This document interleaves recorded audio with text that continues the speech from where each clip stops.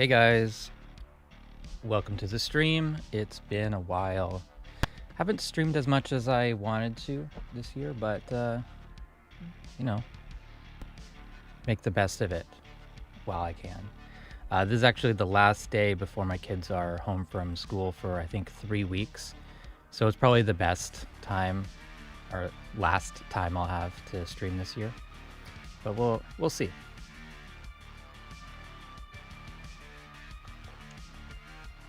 So Danny's here, Learning Reaper is here, Mark's here, Chad Miller is here. Danny just got a Les Paul carved top. Super nice. Probably since my last stream, I got a new bass. I'll show you guys that in a bit. Mark has a question about the Z690 Asus Pro Art Creator motherboard. I don't know a whole lot about motherboards. Asus is usually a pretty good, safe bet for any of like media production stuff. Probably good, but I haven't looked at new motherboards since 2020, so I'm out of the loop on that. Getting a Mac Mini and trying to figure out a good dual LG 32 monitor setup. Okay, so with the Mac Mini, it has one HDMI out. It has the two Thunderbolt 3 ports. So you'll need some sort of adapter. You can get cheap ones that'll do an HDMI out. You can get a dock that'll give you more USB ports and all these sorts of things. So, but as for the actual model, I don't know. The monitor, I guess LG is probably one of the better options. I went with two 27-inch Dells, and I do like those quite a lot, but there are other cheaper, better options these days as well. Maybe consider going with the USB, something that has USB-C, or something that can pass through the signal from one to another chained. That will reduce some of the cable clutter on your desk. But two 32-inch monitors is going to be really hard for speaker placement. That's what I found with the 27-inch. I couldn't put two side by side, and then vertical, it's too high. You get a neck pain. So you need to be careful with that. How are levels? Am I loud enough? Music is not too... I want it up a bit. But yeah. Happy to be streaming again. Chad, I don't know the models of the LG monitors. I mean, I haven't researched monitors at all since I bought the Dell monitors back in 2020. Anything else that I've bought has been like impulse buys. I'll just go by the pawn shop, and if I see something that's like $200 and it fits the purpose, then I might buy it. I've got a 24-inch curved Samsung as my secondary monitor. That's usually what I'm looking at when I'm looking this way. I have a very large studio desk. I mean, my desk is 6 feet across and 35 deep, but getting your monitors at ear level is always more important than the screen real estate. I think a single 32-inch is probably going to be plenty for you. I definitely don't use my second monitor as much as I thought. And like for me, it's critical to have a dedicated monitor for OBS, so I can see the chat and I can see which scene I'm on, that sort of thing. And I just end up keeping extra windows open all the time if I have or extra apps open more than I like, even if I'm not using them. So dual monitors, not really that important. And although it is, I wouldn't be able to edit videos without a second monitor. So that's important. But yeah, like two 32-inch seems way overkill.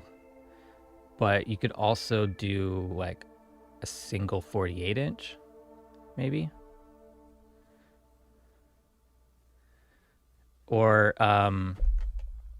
get like one of those ultra wides that's basically like two 24 inch or something like that. Just like 48 inches wide, but it doesn't take up a lot of vertical real estate. And you can kind of put that above your studio monitors. I don't know. Lots of different options, and sometimes the way that looks best, like in the room on camera or whatever, is just really bad for you ergonomically. So right now I have my monitor too low. It needs to go up to about here. But, you know, I can't really make a video like that. So. But yeah, ergonomically, that's where it should be. And I've had my previous desk setup, I had two monitors in front of me in a vertical setup. And I'd have one that was too low, so I'd bend my neck down all day, and then one that was too high up. And it was the only way that the two 27-inch monitors would fit on the desk. But both were in a poor situation, so not ideal. What else were people asking? What's your favorite genre to produce? I don't really know. Or, like, I guess an easy answer would be like rock or metal. But I haven't done a ton of production. Produced an album, or a couple albums that were like acoustic singer-songwriter sort of, but with some extra polish. And more mixing work with rock and metal genres. And then for my own, you know, messing around in Reaper, I probably get the most out of like synthwave, but I've done post-rock and rock, punk, metal kind of demos and stuff as well. I don't know. They're all their own interesting set of challenges and stuff. So, like, synthwave is kind of easy to get started with, but it's hard to make it unique. And then with metal and stuff, there's so much more technical stuff that needs to be done. More fine editing and things. So it's all interesting. I don't really have a favorite. Kind of just go with whatever I'm interested in or inspired by at the moment. But my musical influences are very varied, and you know, I'll hyper focus on one thing for a little bit. But yeah, I got lots of influences from synthwave to industrial metal and post-rock, 80s music, tons of stuff. Okay. Can you show how to tune a guitar loop to match with a song, if it's possible? Tune a guitar loop. If it's a loop like from a library, it should have the key in there already. Then it's just a matter of transposing, and so the basic pitch adjustments should work in media item properties. So let's go to this screen. So I bring up the Media Explorer, and in here is my music loops library. These actually don't have keys saved for most of these because they're super old Rex loops.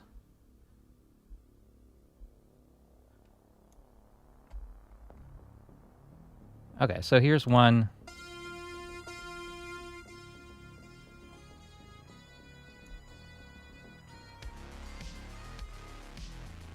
And I don't know if did that go through?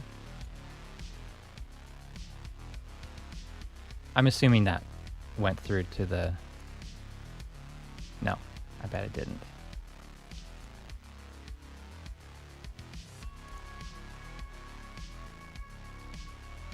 One second, I need to set up the aggregate audio device.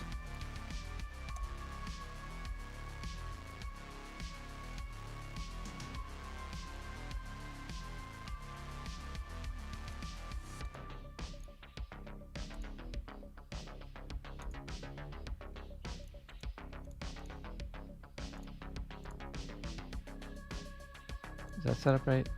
Aggregate. Okay, and then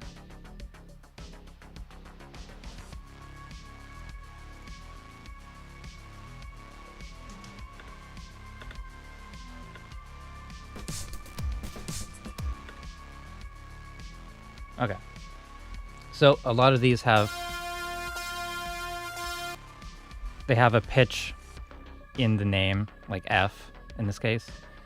Reaper can analyze some types of files and figure out that it's an F. Let's see.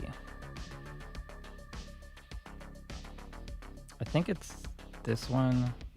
Maybe not. It doesn't always work.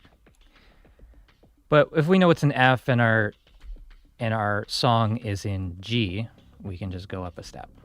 And we have pitch controls in the Media Explorer down here. And so we can audition that. If we drag it in, we can also double click on it to go to item properties. And then we have a pitch control in semitones here. But that's basically it.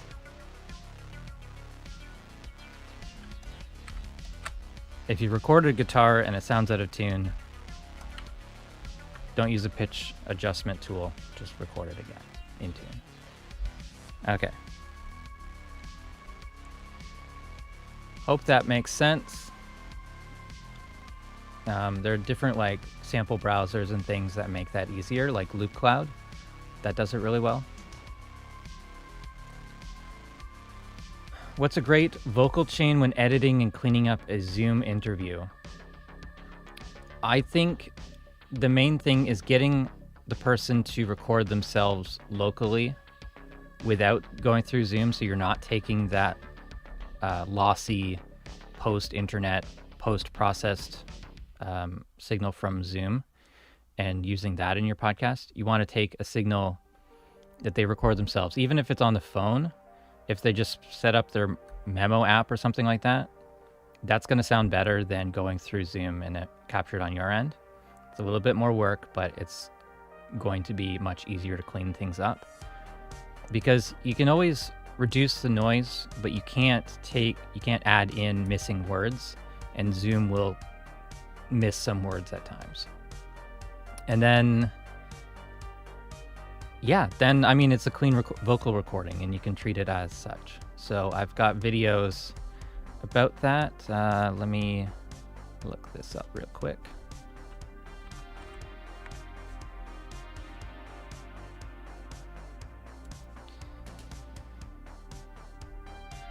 So on the Reaper blog, we're looking for dialogue, I think.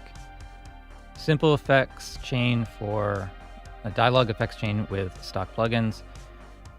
This is just using Reaper's plugins to process a voice for a podcast, and super simple, but you could always go further with third-party plugins, taking the same ideas, like not doing all of the dynamics processing in a single processor, or just the approach and the signal chain. So like denoising, then gating, then EQ, then dynamics.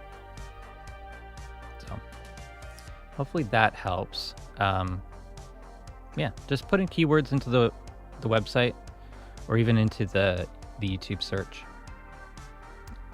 I've probably covered it, but if there's any more specific questions about it, then let me know.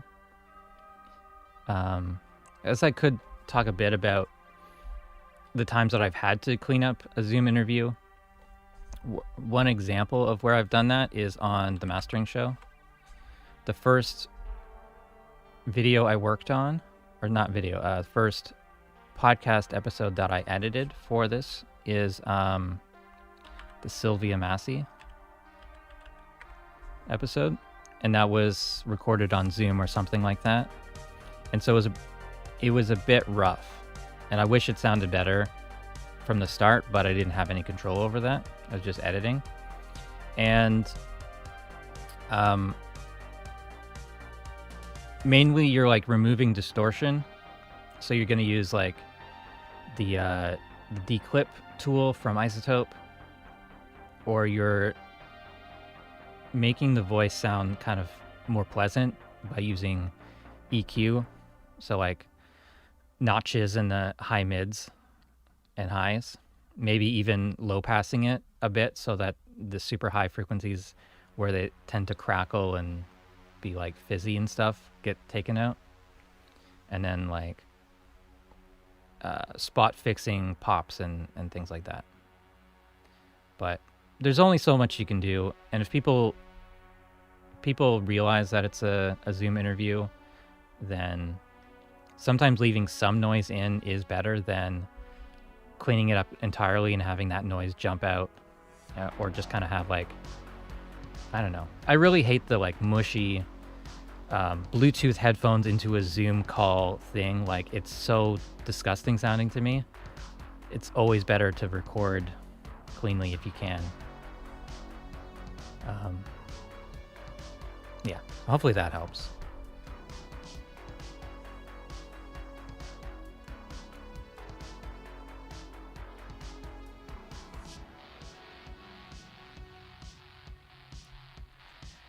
Jonas asks, any recommendations for making the TCP and Reaper more like Pro Tools? I'm thinking mostly about effects list, sends list, and volume readout that also acts as the volume adjustment.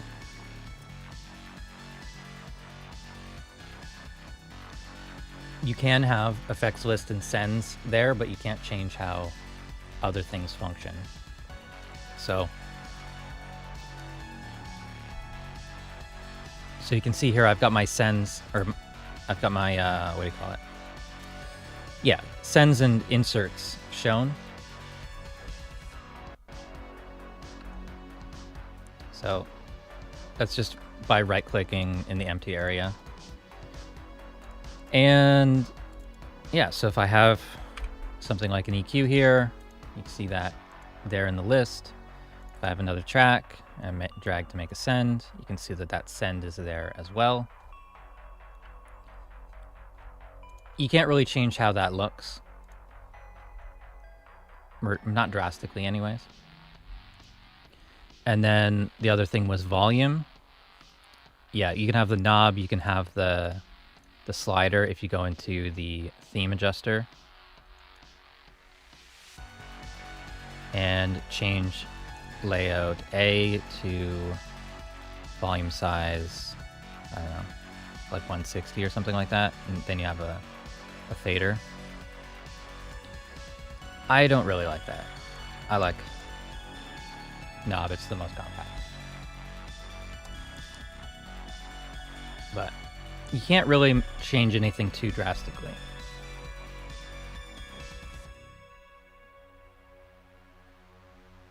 Best way to pitch bend a single note of a MIDI chord.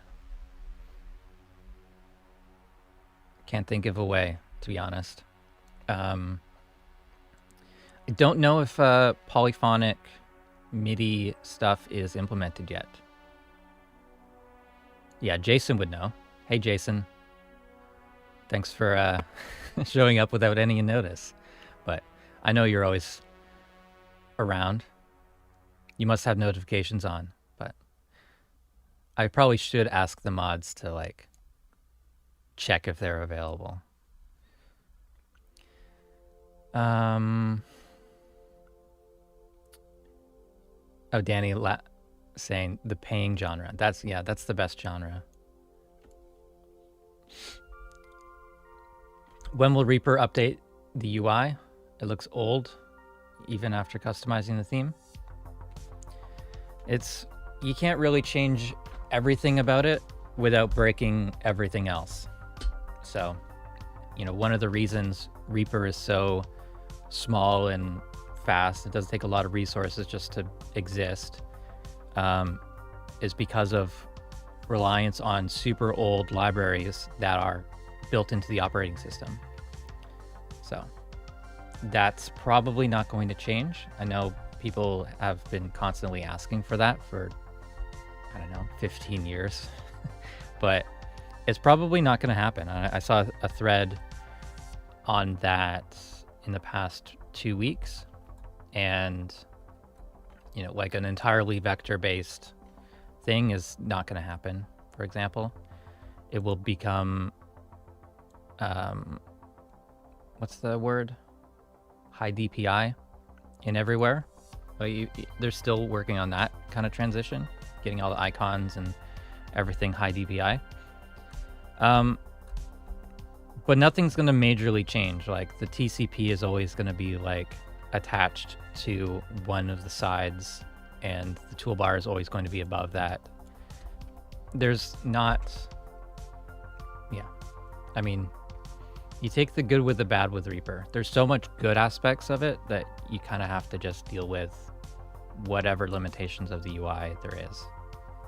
I don't know. Dark mode on Mac has definitely made it easier. I think it looks way worse on Windows, to the point that I don't want to use it on Windows, but you know, there's good aspects and there's bad aspects of anything.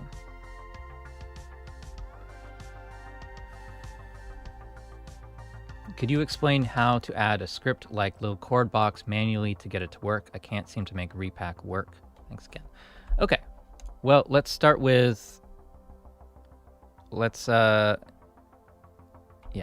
with Reapack. So Reapack, going to go to manage repositories. So this is my list of everything that I have installed. So what was that? Little chord box was from FTC, I believe. Yeah. Okay, so how do we find, where is that button?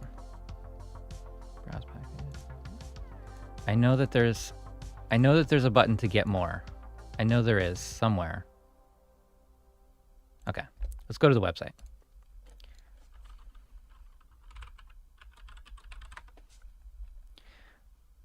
I want to show you this way because it is by far the best way to install and update things. If it's Reapack compatible, use it. So we've got Reapack downloaded. If we want to find things that aren't in the default repositories, the ones with stars here are the ones that come with Reapack, and then all the other ones are optional, made by different creators in the Reapack format. So FTC, feed the cat, I'm pretty sure that's where the thing is. So we're going to go back here. We're going to take the FTC thing. We're going to click on the link, and that should copy that to the clipboard. Going over to manage repositories, clicking on import repository, and then paste. It's going to tell me I already have it. So I'll just hit no. So I have that one already. And then there's FTC. Let's right click on it, go to install new packages, and you can choose when things get downloaded. Use global setting, manually, or when synchronizing.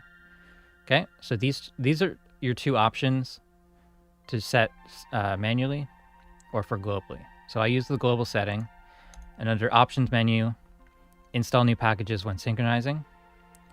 So it's going to look at all of these packages and download them at once anytime it's looking for an update. Okay, which is a lot, but it's pretty fast. Now if I go to synchronize packages, it's checking 34 repositories. And it tells me that there's this many that are obsolete, meaning that they've been removed from the repositories, but they exist locally. And I just browse through and make sure that I'm not using any of these. And I don't think I am. And I'll uninstall. And now hopefully this isn't killing my bandwidth, but it's downloading 318 new scripts or various functions that are in the Reapack repositories that don't exist locally or have been updated. And I do this like every week or two, and there's usually like this many things. So there's 318 scripts. I could download each one manually and keep checking the forum to see if they've been updated and install them manually, but this is by far the quickest. So it's already installed 33 new things, removed 25 new things, and there's no errors. So here we go. So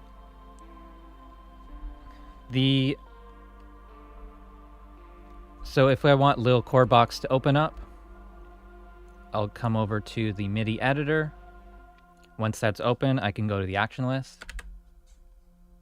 Make sure it says MIDI editor on there. And then we're going to search for LIL. There's a little chord box, and I run it. And now I've got a little chord box in the left corner there. So yeah, that's basically as easy as it is. Let's go to the main action list. And so if I want to add a script manually, let's say it's something that is pre-release, not something that's in Reapack yet, the user only made one script for you sort of thing, we will go to new action and then load rescript. And then this should bring you to the scripts folder for your Reaper install. And here you'll see everything that Reapack is installed plus some other things. So I've got some AI generated scripts here. So just grab a Lua file or an EEL file and then open. And now that script is installed. If I wanted to update it, I could delete it here first and then import it again with the updated file. But this file reference should be fine to just leave alone, and you just replace it in the actual scripts folder. You just replace it in here, and Reaper's still looking for the same file name, so that should be fine. It's only if the file name changes that you'll have to delete and relink. Okay, I think that covers it. I think that it covers installing the fast way and the slow way.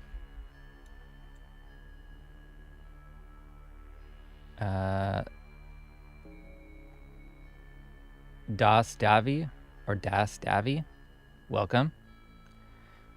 I think you're usually in the streams. Thank you for joining the stream today.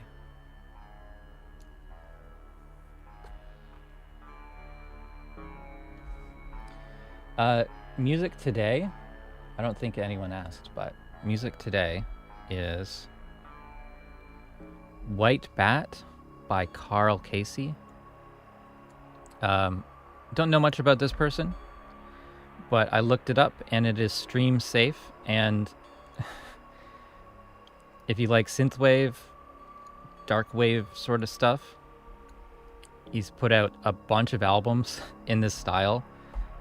I don't know how he's putting out this much music this year so quickly, but yeah. I think he's actually from Vancouver. So it's like every time I look in the like new releases, there's a new release. It's from him. Let's add this one to queue. So that's what we're listening today. Stream safe, dark synthwave. Why not?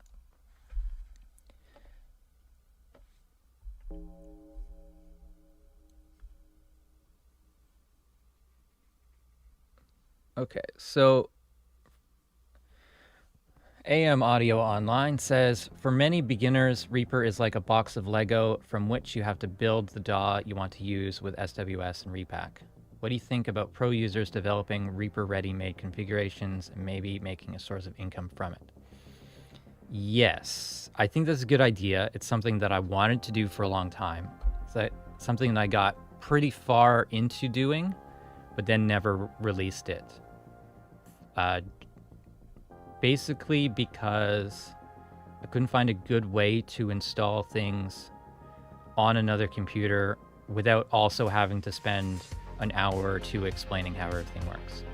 So I have more thoughts on that.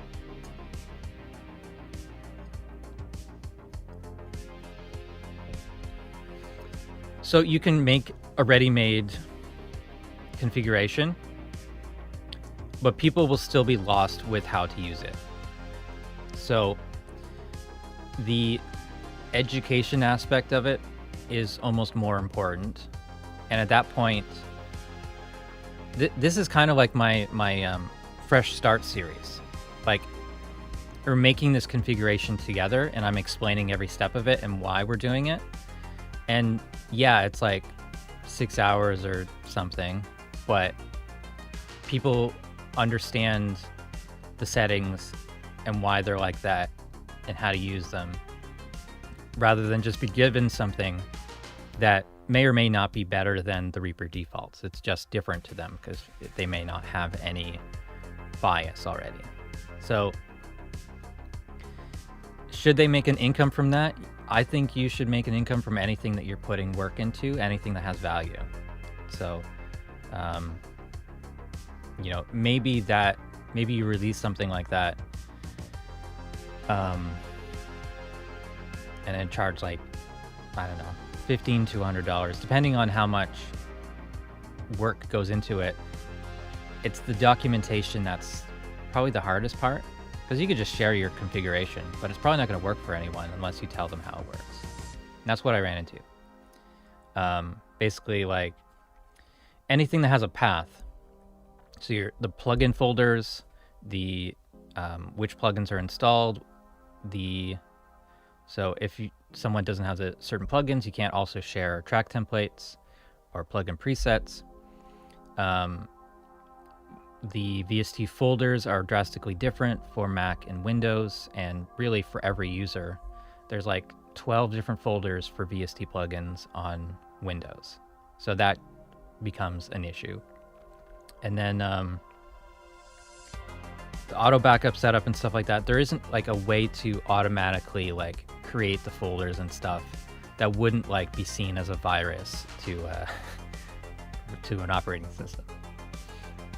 So yeah, I think it's a great idea. I think somebody should do it. I wish that I had done it years ago, but I just never really got over those hurdles. I think you need some programming background to get that to be more of an automated process and not be just as equally overwhelming as learning Reaper stock. So I just focus more on the education stuff instead of sharing something. Can Reaper do repeat fill selection? I'm about to switch from Pro Tools. Yes and no, it's different.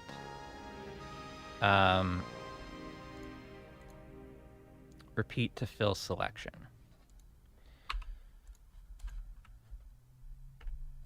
It's been a while since I've done it. Let me just search if there is a script.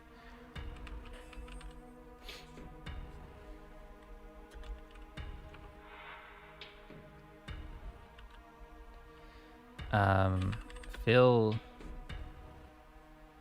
There's an extend item to fill selection.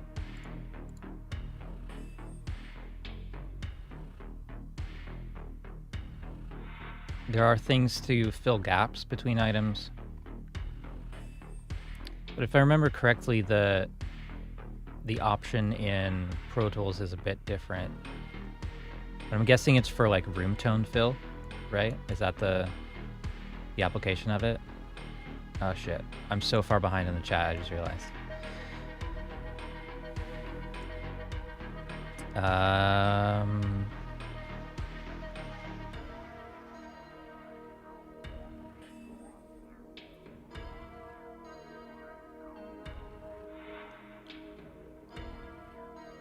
I'm going to say that there is a function for it. I don't know off the top of my head what it's called. But if you have a clear goal of how it works, or like if you can think of like the beginning and the end, like what is the end result of doing X, it doesn't really matter how it gets to that point. So that could be a custom action, it could be a script, it could be a cycle action. It kind of depends on how many steps you want to perform to do that. But I think there is some sort of way to do that. From the stock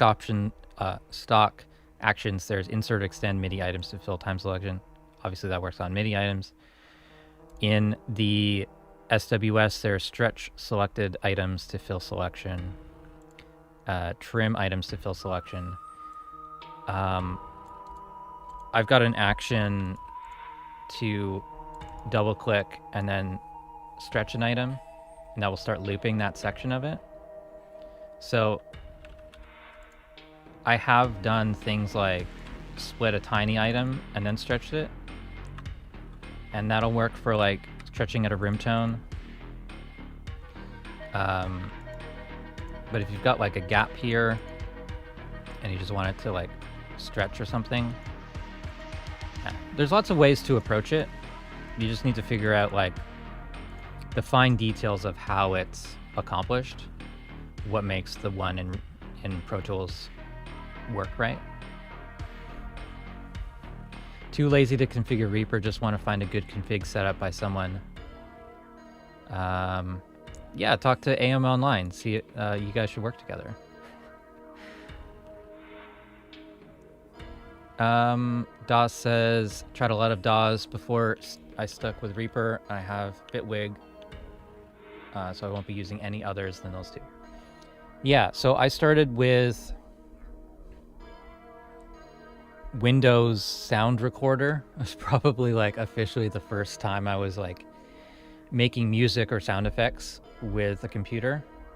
There was Audacity.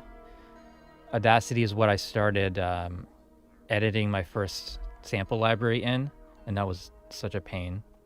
I would also use it to rip CDs and then reverse every song and then burn a new CD from it. That was kind of fun. What else? Or transposing an entire CD to a different tuning so that I could play along with it on guitar or bass without having to switch guitars. That's pretty cool. I used Crystal Audio Engine. I had a Magix Music Maker or something like that, and that was what I used the first time I tried to like record guitar and stuff. And I mean, this was before audio interfaces were really available. Computer recording was pretty difficult at the time. This would be like 2004, I think.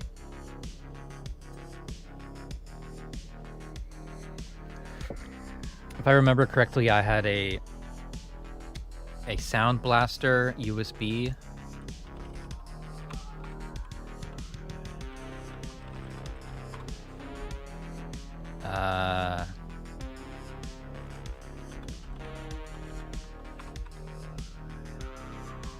Yeah.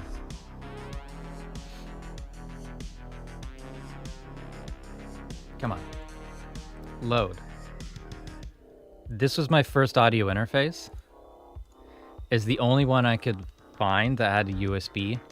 It definitely wasn't this price. This is an insane price. Where's the release date on it? First 2009. That's not right. It wasn't 2009.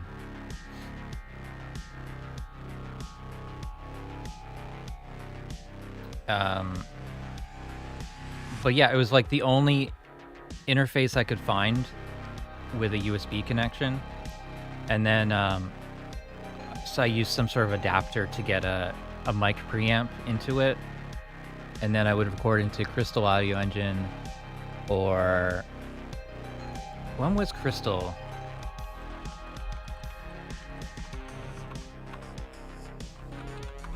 When was Crystal first released? –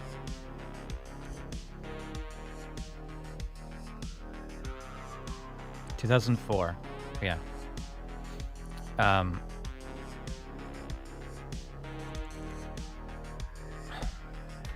Look at that high-res image.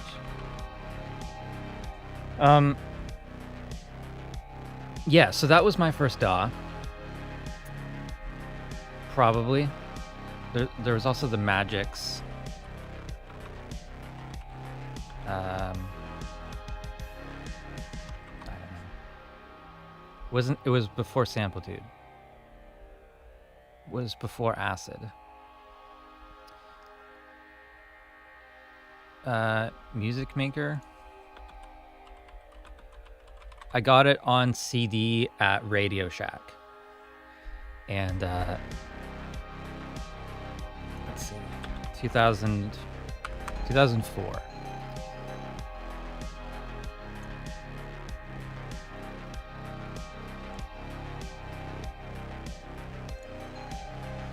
Here's one from 2005. Yeah, again, like terrible image.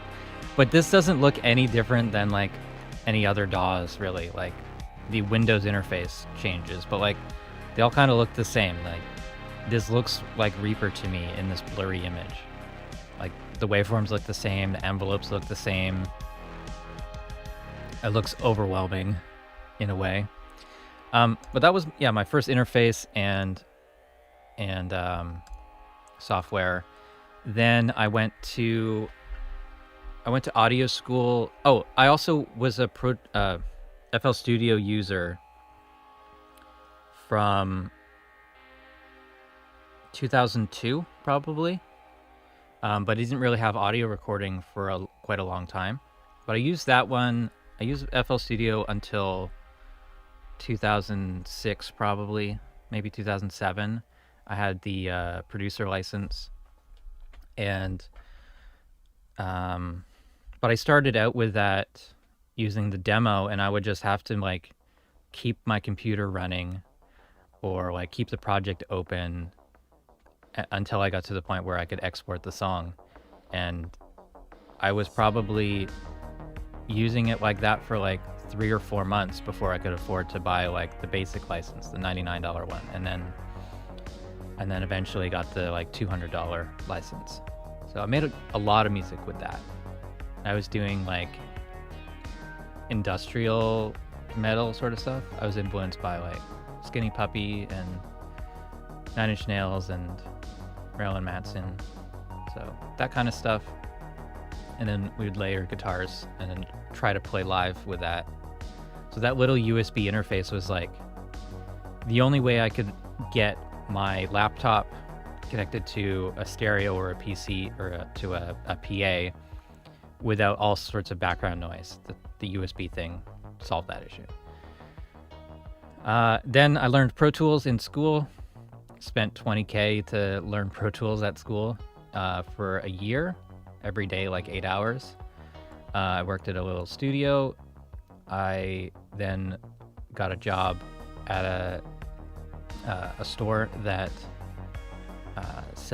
specialized in home studio equipment, and even at that time it was like just an explosion in the availability of all these items. Like companies like M Audio had all these keyboards and interfaces coming out, but Pro Tools is kind of what everyone wanted to use. There's also in school we also learned Cubase and Logic, but they were pretty much just for MIDI. Like they never used them for audio. Always Pro Tools for audio and something else for MIDI. So I had experience with those. I learned Reason, I learned Ableton, because those came as demos with Pro Tools. I learned Sonar, and then eventually learned Reaper in 2009, 2010 or so. And then eventually I started using that for projects, and then that eliminated all those other options for me, and Reaper could do everything for me. All right, so that was like a 20-minute rant.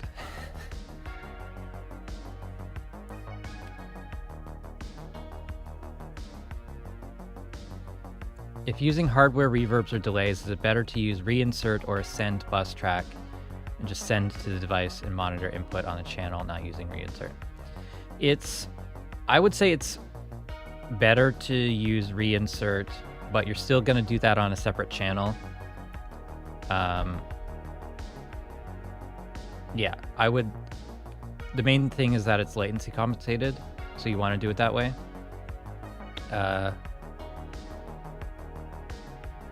Yeah, pretty simple answer, but you do need to remember to either print that to a new track by using the record output function with no input. So, and then you can print that as an audio file, or else render your mix with an online render. Waves Clarity VX works great on dialogue, like those interviews. Thanks, Terry. I haven't used that one yet. I know some people really like that, but that's a pretty new one. I think that came out around the time that I bought Isotope RX for like the 4th time, so I didn't really look into it. And Jason, don't apologize. I'm interrupting your work, so I don't, no obligation to be here, but I'm happy that you are here occasionally. And answering questions about MPE, which I don't know anything about.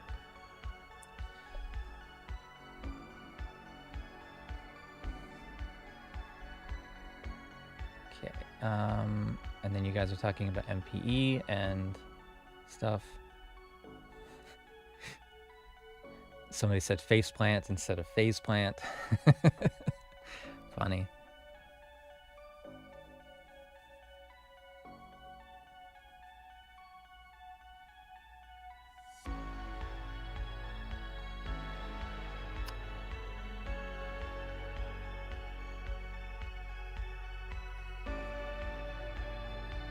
Okay, lots of conversations going on in the chat. What audio codec do you recommend for Windows machines running Reaper? I'm using ACO for all right now, and it started snap, crackle, popping this morning. I have others on the machine from Waves and Direct, or Wave Out and Direct. Yeah, you have to find the one that works best for your system. Each one kind of has benefits, especially if you're going between apps. So like if you're on a Zoom call and you need to get your audio out of Reaper into Zoom, then you would use, I think Wave Out will work for that. If you're going to OBS, I think you need direct sound. ACO for all will give you the lowest latency, but it will crackle and stuff. You should be able to still change your buffer size and things, but getting a dedicated audio interface, something that's made for home studio recording, is going to improve that. So you'll be using ACO, but not the ACO for all driver. Yeah, ACO for all is kind of like a workaround. It's also a way to combine multiple devices, but again, it's devices that weren't made for low latency audio recording.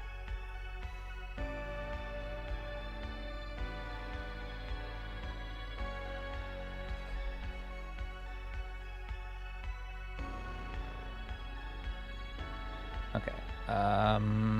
Still lots of questions about, or comments about. I'm super far behind on chat.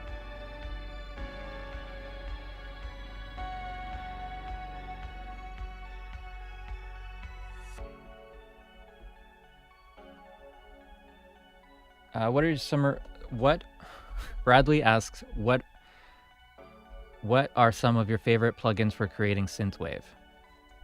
Good question. Screen. So if you've got Contact, I like the Prism stuff from AVA. So like Prism Retropop. This is just a really solid drum library. What's the other one? The other one is just Prism Drums, I think. Analog Dreams is a pretty good sound library or synth library, which has a bunch of sounds that you can blend with a second sound, and then basic macro controls that give you like quick parameters to adjust. And then in the sequencer page, you've got a arpeggio. So pretty cool stuff. Pretty easy to learn that one. I do have the UVI, I forget what it's called. UVI Digital Synthsations, I think it's called.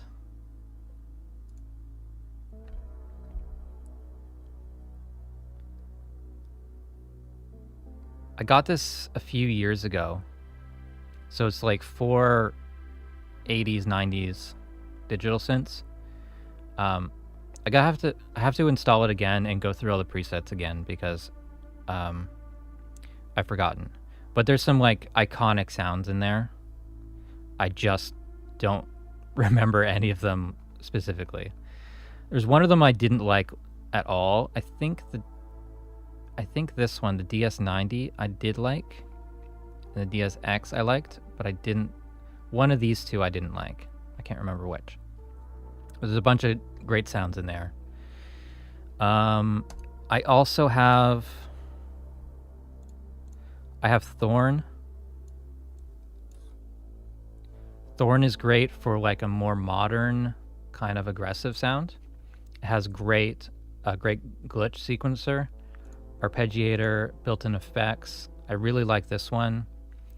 I don't own Serum, but like so many people are using that.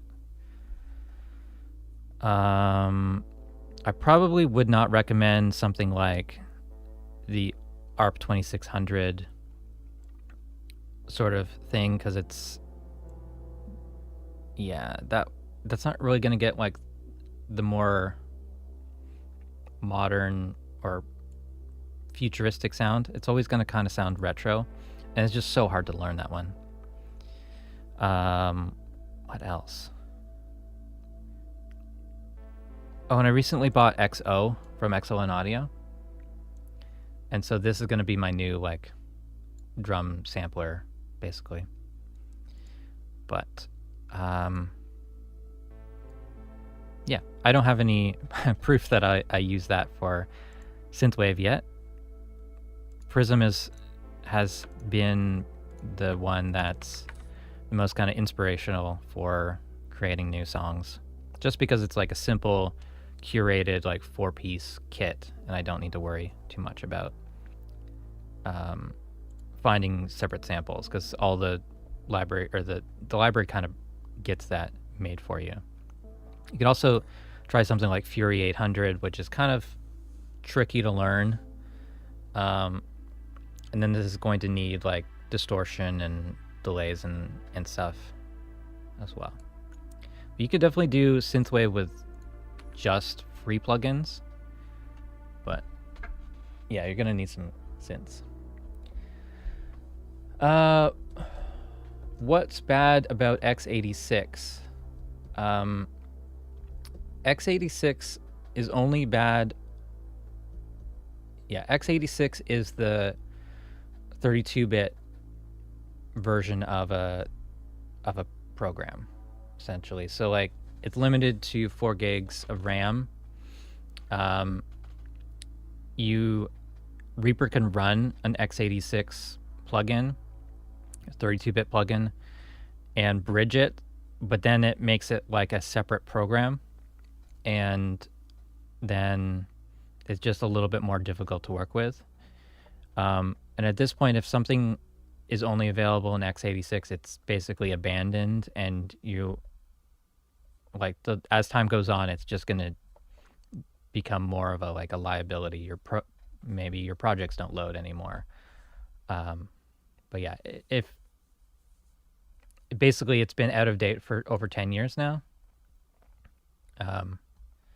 But they can still sound good. It's just a little bit tricky to use them.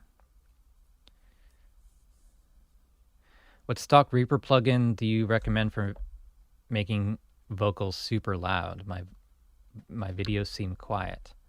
I wouldn't worry about making them super loud, but basically you want to peak at -1 and get a consistent dialogue level that's, I don't know, between -23 and -14 LUFS momentary. So if I take a podcast episode that I'm working on,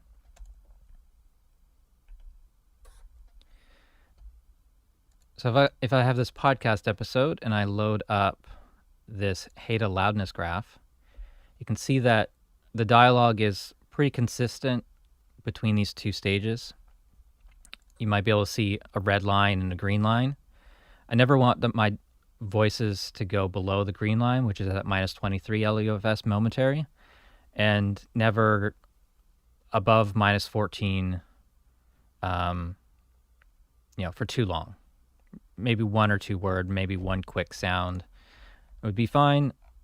And then YouTube might turn that down or something. But generally speaking, this is the range that I like to hear a voice. If it's above that, it sounds distorted to me. So I don't like that. And so right now this is sitting at -17 LUFS momentary. I could probably do a global +1 bump. So I'll just change this to +3. And, that's fine.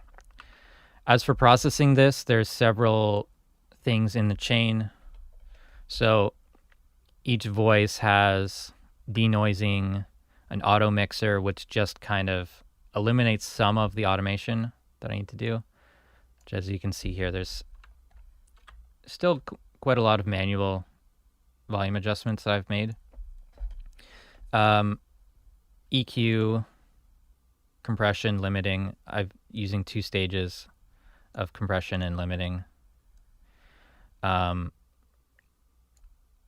I'm limiting this to +12, or -12.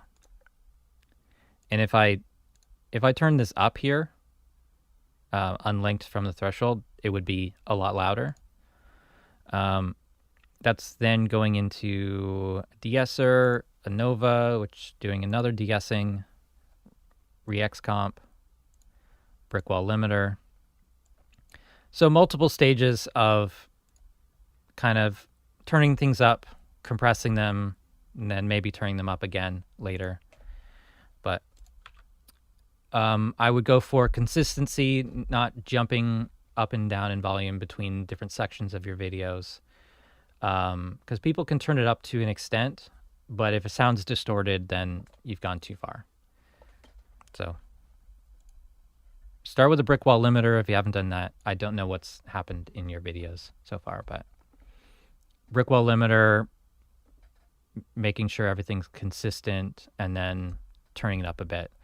Being able to look at your meters and going for something like -14 momentary is good, but anything between -18 and -14 is comfortable to listen to for a long period of time.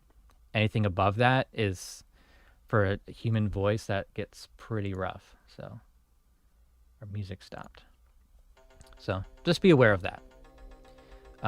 It doesn't need to be maximized. It just needs to really be consistent.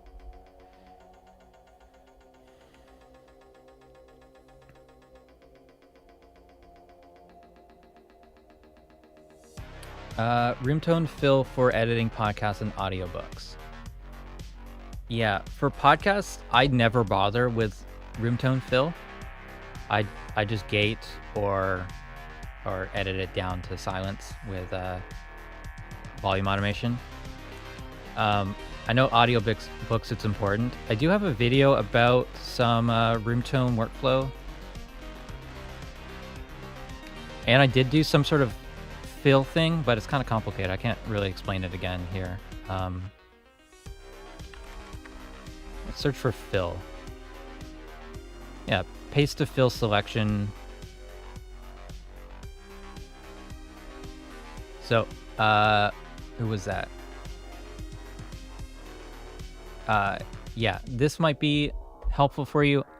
It's not a workflow I use like on a daily basis or anything. But it works.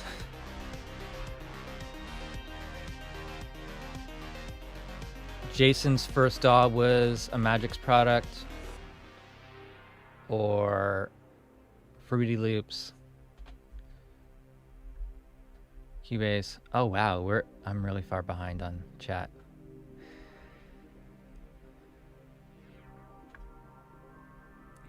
OBS is tricky with ACO, but works with reroute.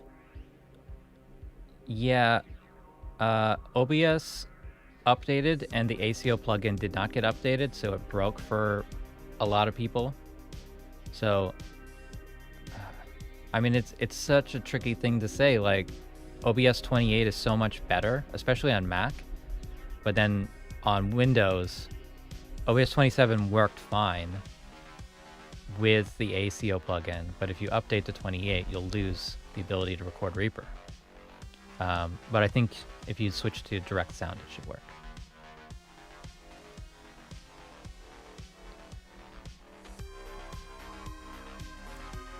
I think other DAWs color the sound.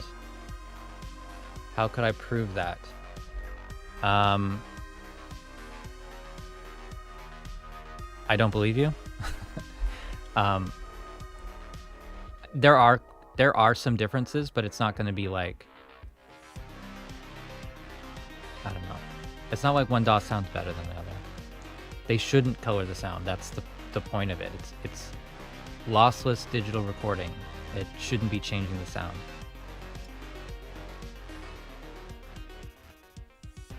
My coffee is so cold now.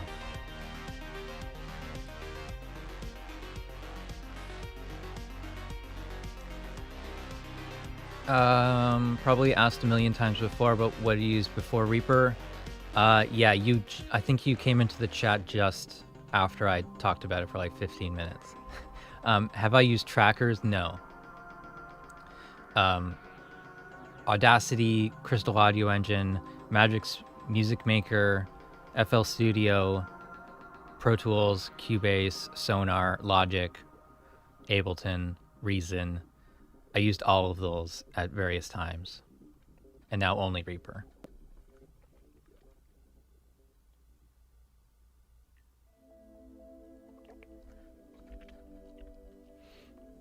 Been trying to do live auto-tune with retune, but getting unpredictable results. Need to set key of song and not have harmonies, just pitch correction. Any good vocal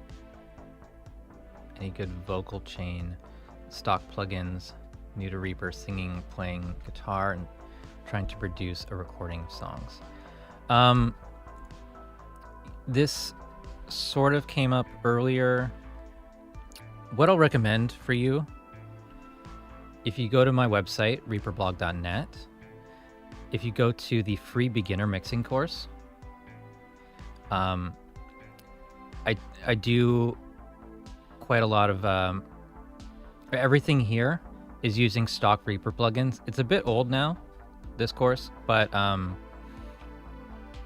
yeah, I do vocal chain in there, plus drums and everything else. So that's what I'm going to recommend for you. It's a free course, so check it out.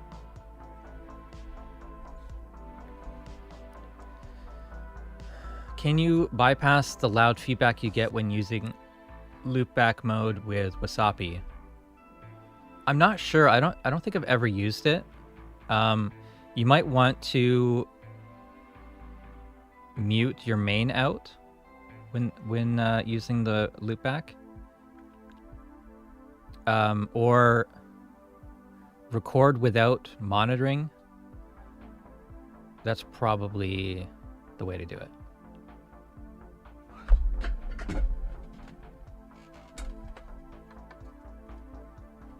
got a early Christmas present I wanted to show off a bit.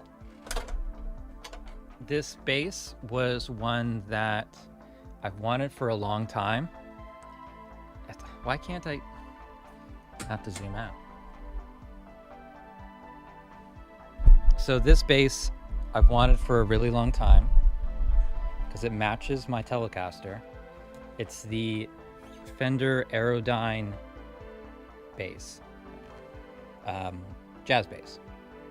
So it's got a jazz bass pickup and a P bass pickup, these weird black chrome hardware. It's a super thin, light body with that cream binding that I love for my Telecaster.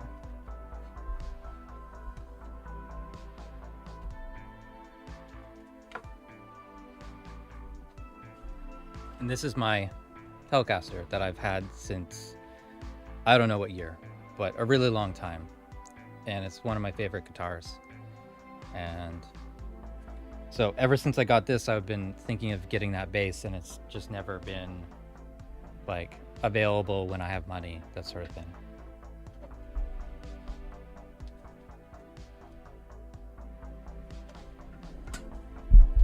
But my wife found one on reverb.com.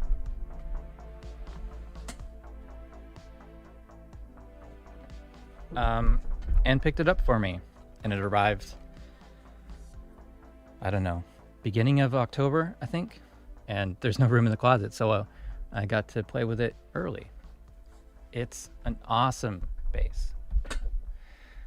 Best bass I've probably played, and with lots of tonal combinations for the P bass and the jazz bass. Yeah, it's awesome. It wasn't cheap, but oh, and we looked up the serial number. It was actually made in July of 2022, and it's already discontinued. So it's been a production model for 10 years or something like that, and then they discontinued it like right before we bought it. So the new Aerodyne models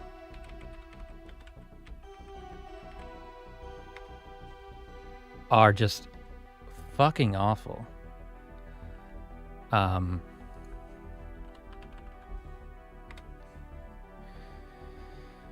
They're just so ugly. I cannot believe that they've done this to my favorite line of instruments.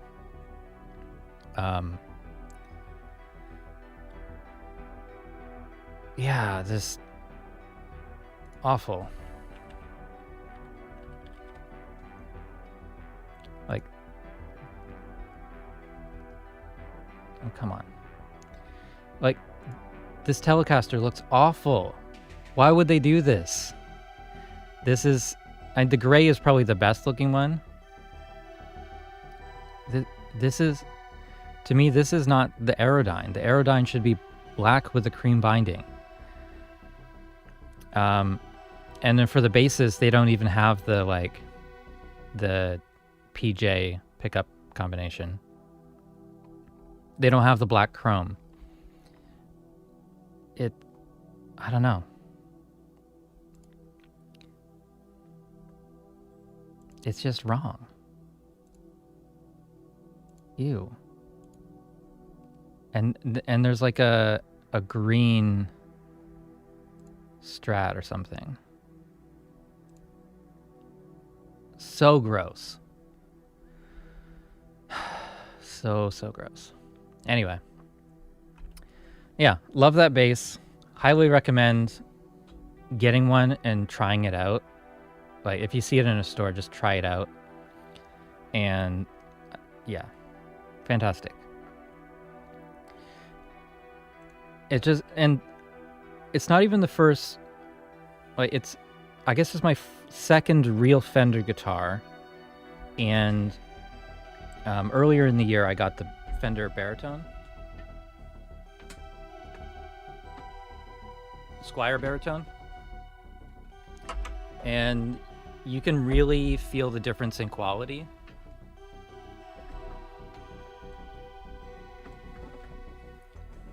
that makes them like, I don't know, $1,000 difference in price. Just, yeah, and playability and everything. I had to put in a bunch of work on that baritone guitar. I took it into the shop. So like after I bought it, about a week later, I took it into into Long & McQuaid because it was under warranty and everything. And I think they did 3 hours of work on it for some reason. And it did get better, but it's like not crazy better. So I don't know. I like it, but it definitely feels like a cheaper guitar, especially compared to how like polished that bass feels. Any recommendations on lowering CPU when working with a ton of audio, VST plus video? Yeah, so recently they did the in 6.71 they added the feature of auto bypass plugins. So if you missed the video last week about that, go to the advanced project settings page and check this box for auto bypass effects that report tail length or have tail set to a threshold below -100. So basically silent plugins are not going to take up CPU, which makes a big difference or can make a big difference. This is a setting for your project. So like plugins that support this are going to use this setting. You can also force it on in preferences under audio, auto bypass effects when set via project or manual setting, even when effects configuration is open. So this is a modification of that other setting so that even if the plugin window is open, like if this window is open, it also takes 0 CPU unless the project is running. So maybe do that, maybe don't. And then you can set it in the effects chain. So if I take a RX9 voice denoise, right click, force auto bypass on silence. Or if we are in the effects browser, we can like select, what do we got here? Let's take these ozone plugins. We can right click, go to compatibility settings, and then hopefully this is not cut off.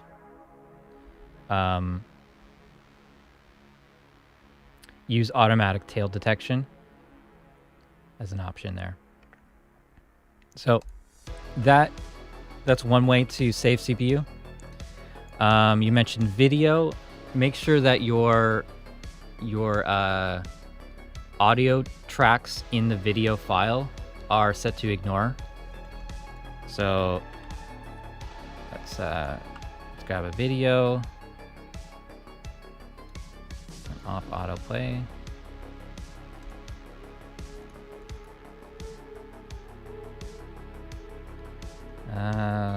Where's the video?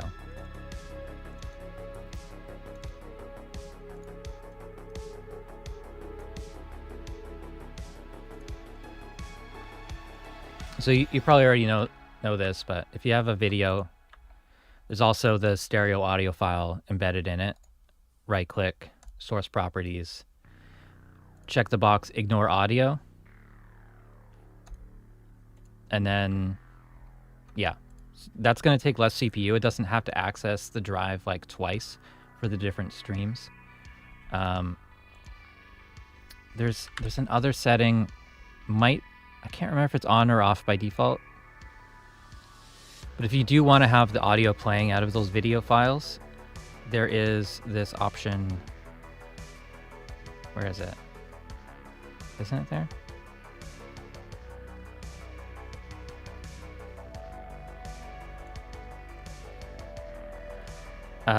Where is that? Did they change it? Oh, disable high resolution peaks for video items. This should be checked. I can't remember if that's default, but that will use a low resolution peak file when it loads in. And it's not going to be accurate, but it's going to take way less CPU. And it'll switch to the high res if you're zoomed in enough. So hopefully some or all of those tips help.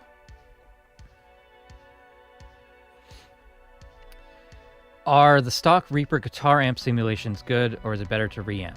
Reamping, great idea if you have a real amp that is great. And yeah, I wouldn't use the Reaper stock ones. Amplitude is free.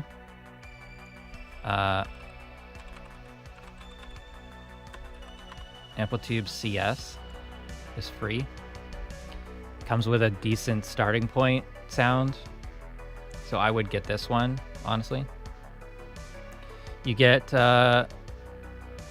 41 models to start. So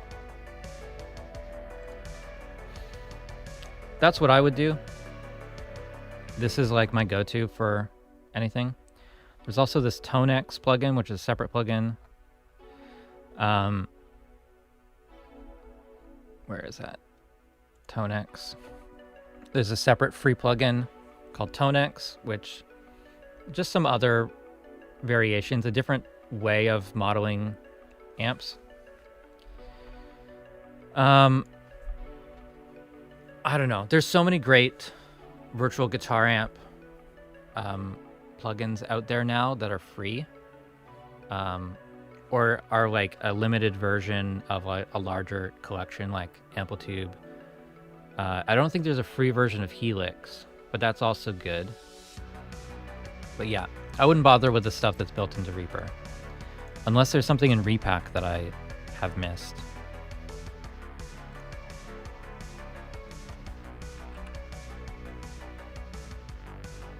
It wouldn't surprise me if there's something good. This one's probably decent. The Toucan guitar amp. This one came out this year, I think.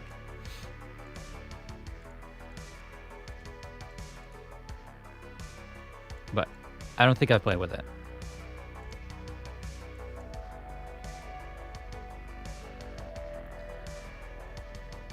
But from the stock plugins, it's not great.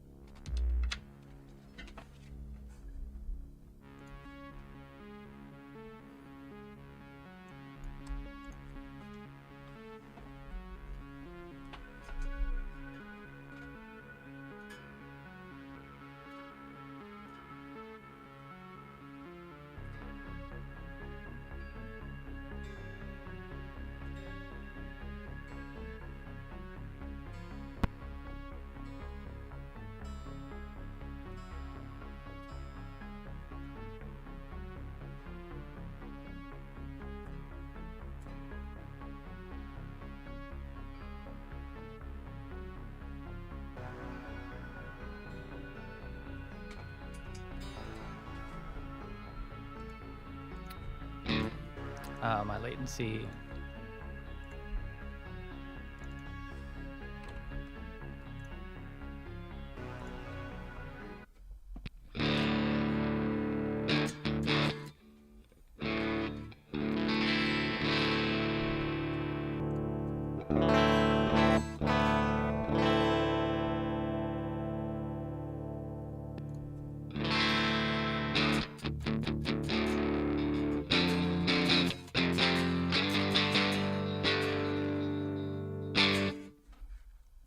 All right, so there's a bunch of different amps.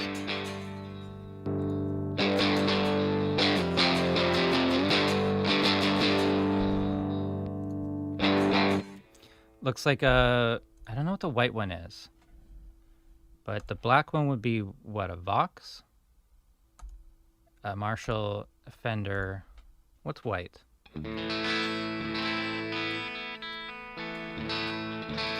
Reverb with a cab impulse can do a great job. Yeah, but definitely you need something for the amp.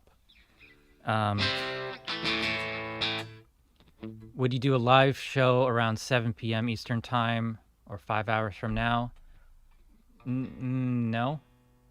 7 Eastern would be 4. I don't usually when my kids are home. So daytime is usually when I have the most energy.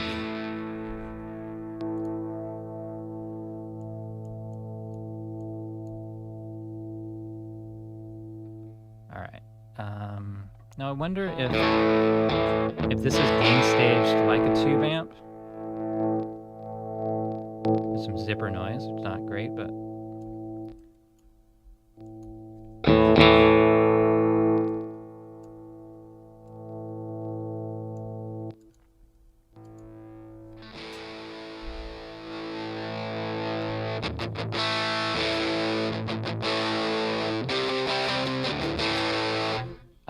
my daughter doesn't even listen to music, which is weird to me. My son likes music production. He's using GarageBand on the iPad these days, but he's at the stage where he thinks he can just grab a bunch of the Apple loops, put them together, and then release an album. He doesn't want to put in like hard work, and he's too frustrating to work with. So I'm not gonna bother. Like, he wants me to mix it, and he's just micromanages way more than any client I've ever had. So not gonna happen. I'm not gonna do it. I refuse.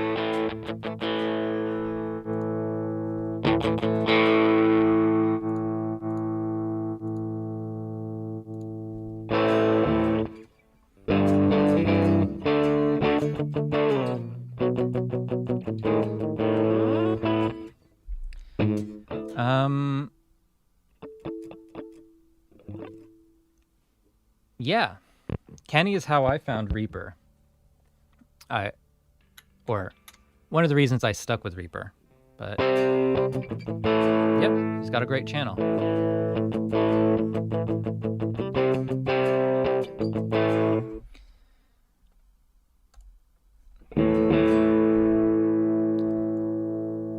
I mean, I would say this is definitely usable. Are there presets? No presets, but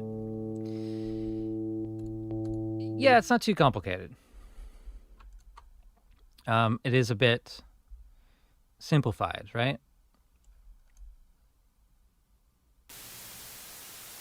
Come on, I own the plugin. Why are you noisy? But this is the sound you get from this right away.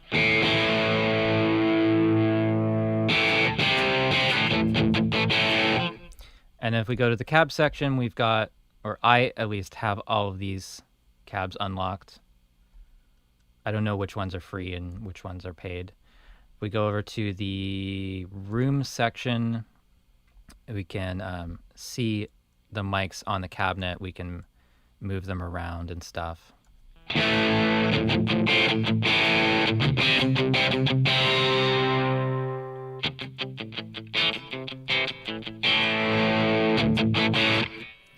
I find that Amplitude's pretty good about like dynamics.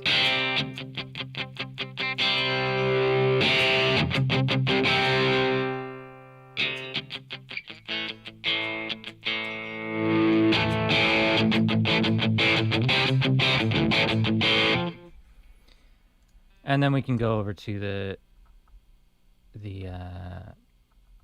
pedals. Put on one of these. Although, I gotta say, I wish there was presets or like a way to save. Oh, save model preset. I should use that. I was gonna say there's got to be a way to like save a default preset for a pedal.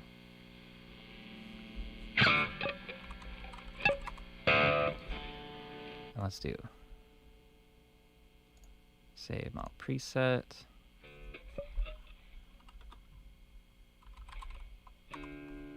Okay, so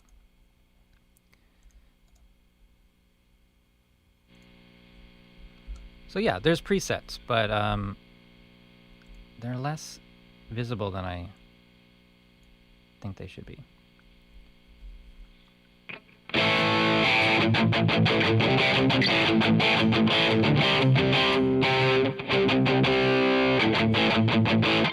Pickups are cranking into the DAW, dude. Your input gain is too high.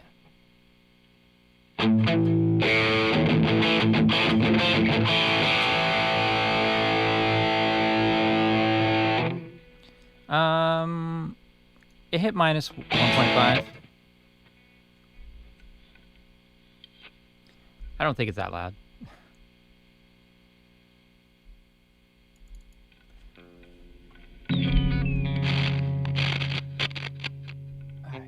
Preamp is all the way down.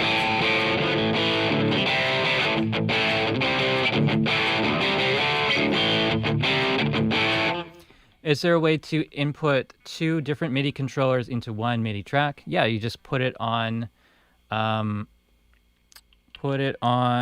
all MIDI controllers as the input. So input MIDI, just set to all MIDI inputs. Let's see what happens if I do shift. Can I do shift? No. Yeah, it just set to all. That's the only way.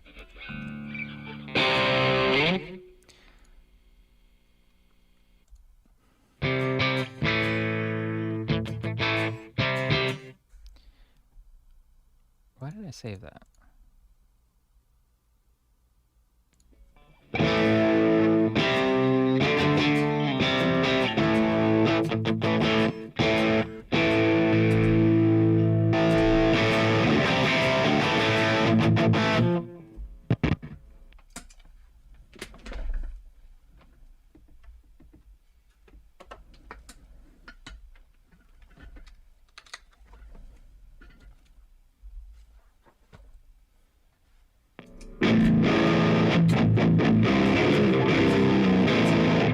This is the baritone.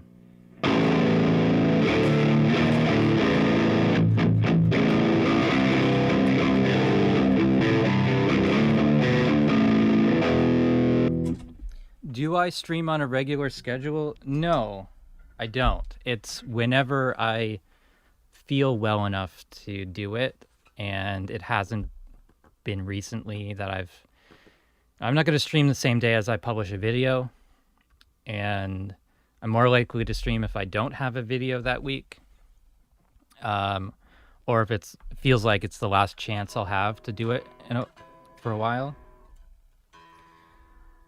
But I should have a regular schedule.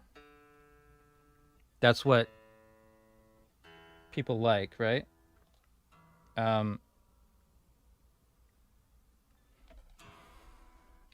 I could probably do this time once a month on a Friday. I don't make money from streams, and I usually lose subscribers from doing a stream. So it's not really like the best way to... It's not really the best for my channel.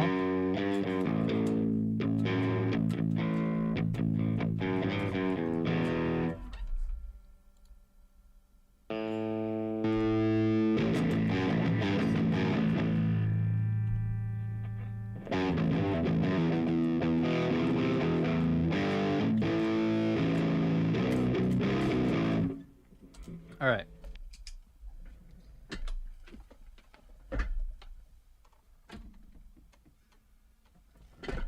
Keep asking questions, guys. Do I know why I lose subscribers? I don't know why. If I publish a Reaper update video, I might gain like 100 subscribers. And then if I do a live stream, I might lose 2 subscribers. Like the graph will say -2. So I don't know. I mean, I focus more on the negatives rather than the positives. But if I'm spending 2 hours of my time doing a live stream and I don't make any money from it because I don't get tips or anything, and I lose subscribers, it's probably a really bad business decision to do live streams. But I don't know.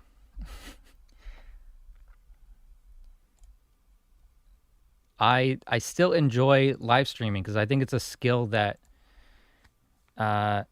is important to have to work on. And I think it's a great way to build the community, but it's also a way for people to see if they like me or not. And if they don't like me, then unsubbing is fine. That's totally fair because I am connected to the content. You can't take away the Reaper tutorials, or you can't take me out of the Reaper tutorials. But if they subscribe for a certain type of content and they come to the live stream and it's not that type of content, it makes sense for them to unsub. That's what the button's there for.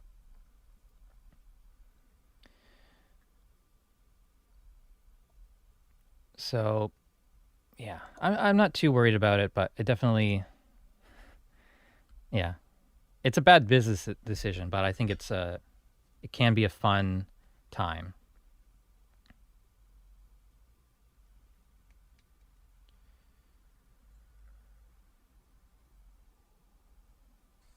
Leandro, were you gonna stream today?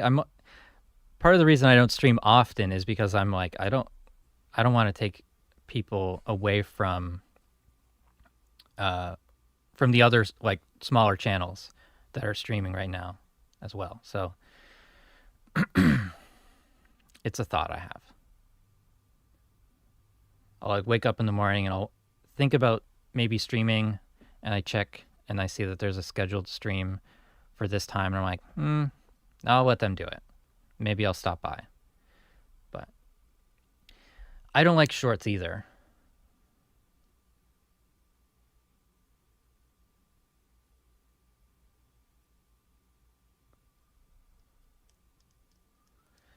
Did anyone notice that if you end a long comment with a smiley face emoji, it gets shortened to a smiley face alone? No, I didn't notice that. I don't use the chat too much. I don't like shorts, but I think it's something that I'll need to do, probably. The streams don't tend to work well cut up.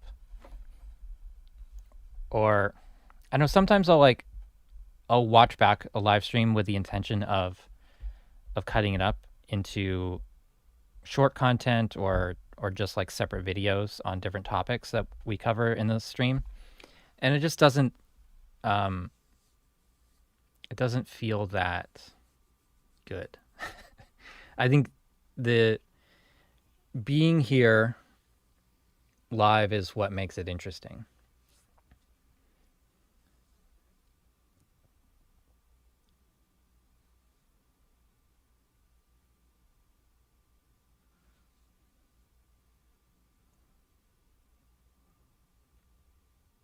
Yeah, Leandro, my kids are going to be home probably until like January 5th.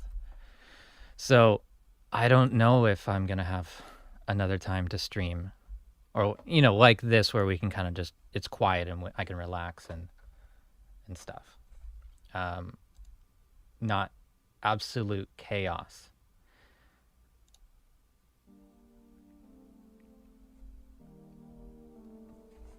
Let's see.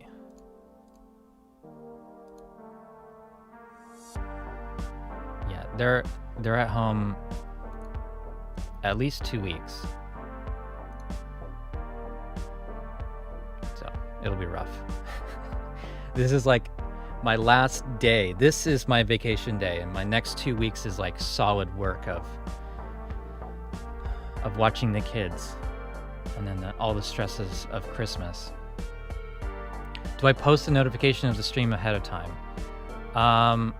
I don't. I should, but I don't. If I schedule a stream, it will be like maybe half an hour before I go live or something. But I started at 10 a.m. today here. So this is the time I usually have available. Later in the evenings, I mean, that eliminates everyone from East Coast and Europe. I sound excited about family time. Well, I love them, of course, but some of them are exhausting, and the combination of them is exhausting. So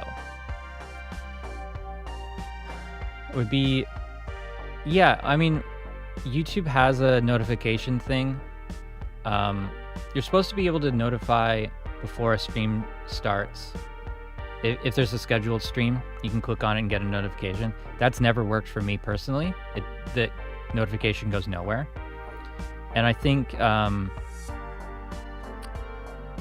otherwise, it may be a 15-minute delay for a notification to get sent to subscribers. I know there's like this hack where you schedule a stream and then you change the time in the last second or something. You delay it by 15 minutes, and then everyone gets notifications for the original time or the 15-minute thing. And then more people are there, but I don't want to bother with that. I just got to start. I put on the what do you call it? Starting soon screen for a bit, and I just start.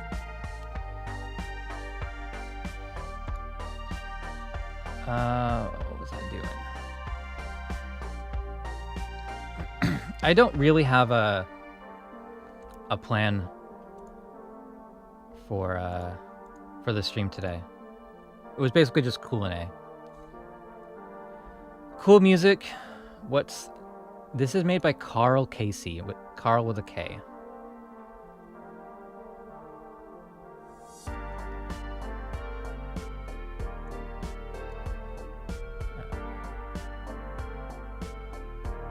This is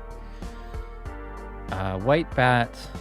What is that? XII. That's 13.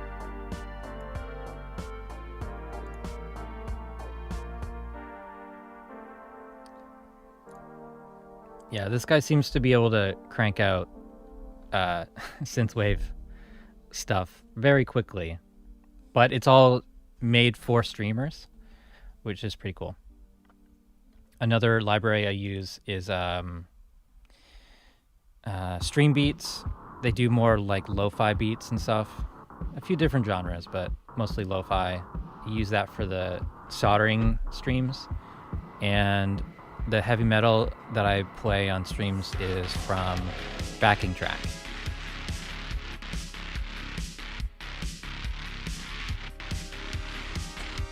Synchrotron, you're late?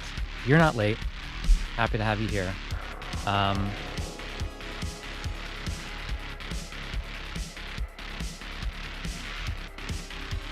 Yeah, Jason, I don't know how to do that.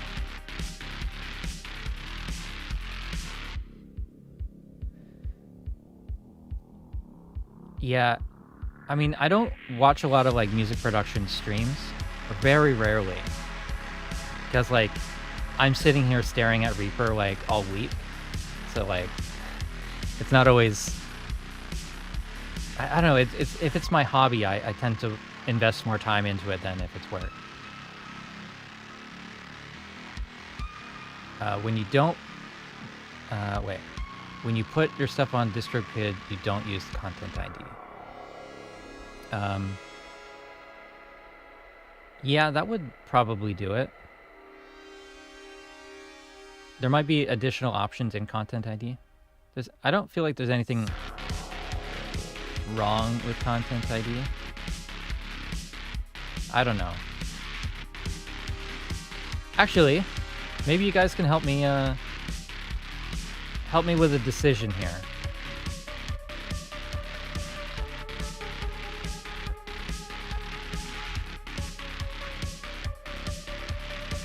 You guys see this?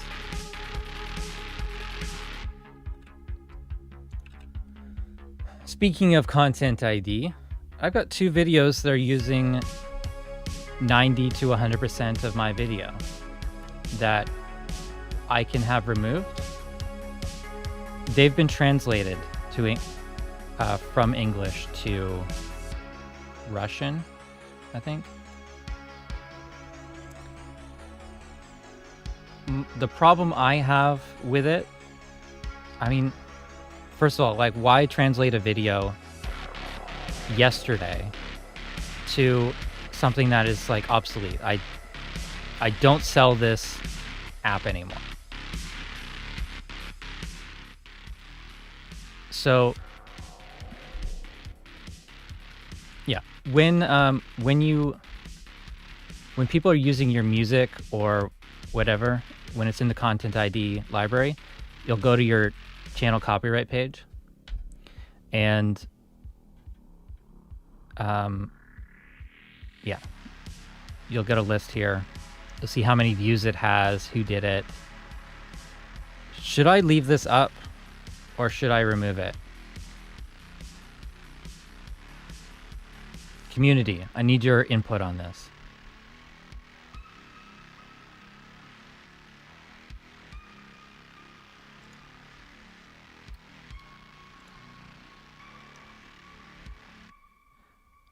I'm on low latency.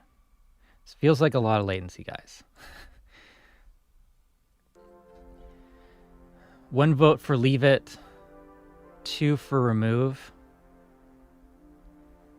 I mean, okay, I think like this is a bad example. Like, I feel bad because he put in work to do it, right? But this is a product that's not available anymore, and it's my face on the video. In the previous times where I've removed videos, not very many times, it's been popular videos that have my face in it, and then the ones that I've left up do not, like, it's just screen capture. Can I play it? Will that go through? Yeah, that'll go through. Okay. Эй, ребята, сегодня мы будем рассматривать новый Reaper VB второй версии. Он вот-вот выйдет. So, he left all the sound in, Так the что, original если ты sound. не знаешь, Reaper VB — это веб-удаленный конструктор Reaper, и это веб-приложение, над которым я работал с Майклом Клиром. И что он делает, так это предоставляет вам простой способ создания веб-пультов дистанционного управления для удаленного управления. I don't know. He put some work into it. Like, it doesn't, I don't think it's just, I can't tell if it's a real person or if it's an AI that transcription. It's an odd video to do. So there's a bunch of Reaper videos and then 2 random videos in Russian. There's one hot pull video as well.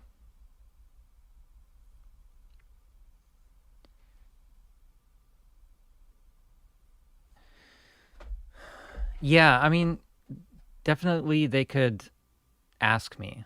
It doesn't take I mean, some of these videos have no views.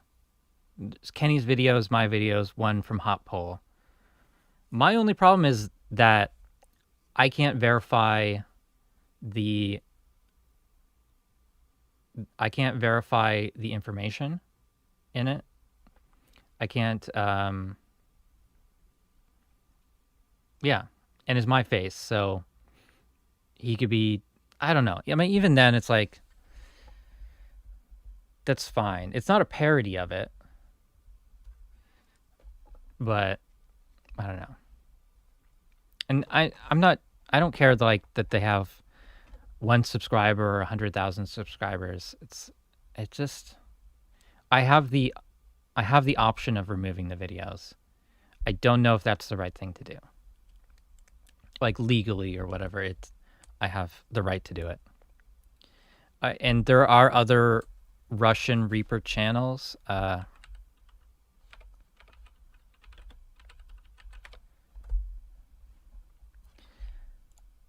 think it was this channel.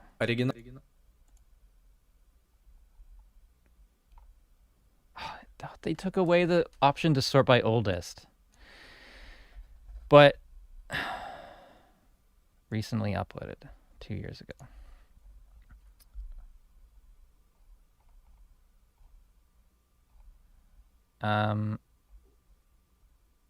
But that's a Kenny video here. And that got 13,000 views. So, like, I'm pretty sure it was this guy, and I asked them to take down some of the videos that were with me. And then since then he makes original videos, although it's been a couple of years since he's made a video.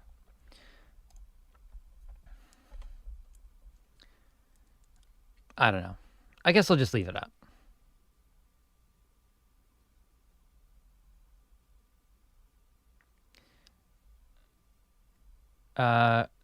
DAWs says, I recently tagged and reported 2 videos on how to use cracked software, and they removed them. That's good to see, because, yeah, I report those as well. I report them a lot on Twitter, and they end up getting hidden from my timeline, but they don't actually get removed. And this was before the purchase of Twitter. I am going to, what can I do? Archive? I guess I'll archive it, ignore it.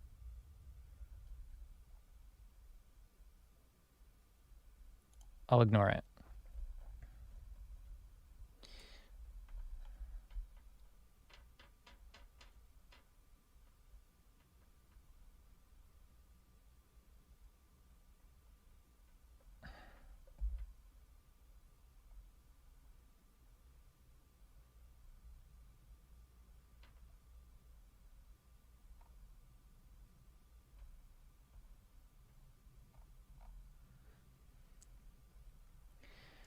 Okay. Can I take his monetization? No. Justin, his channel was too small, so he only has 1 subscriber. You need 1,000, and his watch time is gonna be like 1 hour maybe. So he's 3,999 away from getting monetization. So I think it's fine.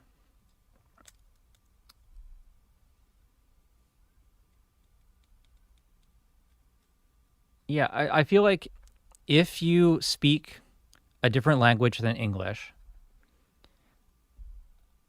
okay, I'll just say this. If you speak another language as your first language and you are interested in Reaper, by all means, look at my video, take everything that I say, and re-record it in your own video. I don't mean take my screen capture or take my image or take my audio. Recreate it, build your own YouTube channel, take all my ideas. I have no interest in any other language than English. I don't have the means of learning that. But yeah, it's going to be easier to do that than to transcribe my video. Take my ideas, take my business, everything. Like, there is an audience out there that are people like you that speak your language, that are interested in the same types of music that you are, that you share the cultural, you have the cultural connection. I don't have that for your audience, and so I can't I can't make videos for a Russian audience. I can't make videos for a Spanish audience. But these are ways that you can build a community of your language. Yeah. And take inspiration from me, but don't steal my image. That's the only thing that I care about, I guess. I should have been on this camera for that. Oh well.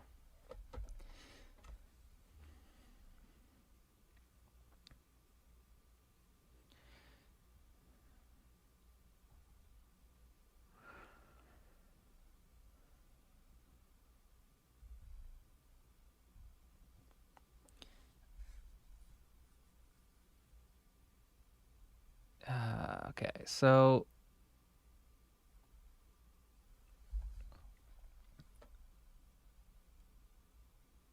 okay. Back in August, I redid my studio. I spent about a week reconfiguring my studio, and I said I was going to make a studio tour. I still haven't done that. Is anyone interested in a proper studio tour exploring everything that changed from earlier in the or from the mid 2020 to late 2020, 2021 setup for the Reaper blog versus how it is now? Is that important? Because in my mind, it was super important for me to make that video, and I just kept putting it off because there's always one more thing to upgrade, one more thing to tweak.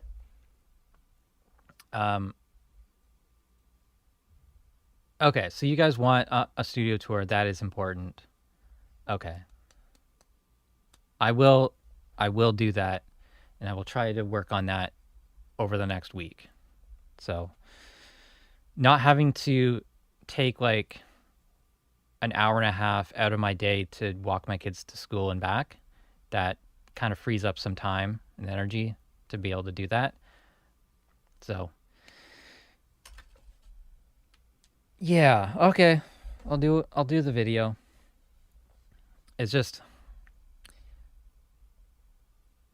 on the surface it seems like an easy thing, but it's hard to make that like concise and interesting all the way through. But and also is like I wasn't sure if that was something that you guys actually wanted or if that's something that like I built up in my head as like some sort of obligation that I needed to do that. But yeah, if you guys are interested, that kind of renews my interest in doing that. So cool.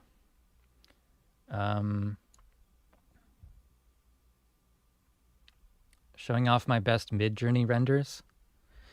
I kind of forgot how to use it.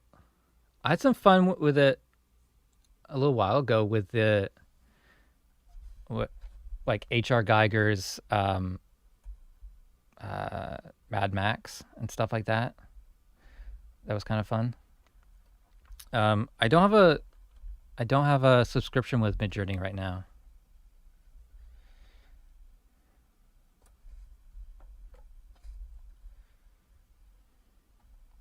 Oh, did I miss that Arya came in? I did. Arya, yeah. I mean, Farsi and Turkish videos would be cool. Like, you wouldn't want like the language to be the reason that people like don't start making music or something. A lot of you out there are throwing your money away. Nice. Thank you, Danny. That I appreciate that.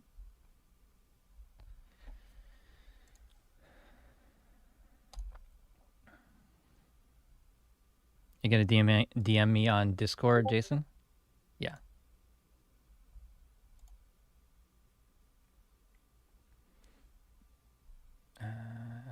This screen. That is awesome. That's so cool.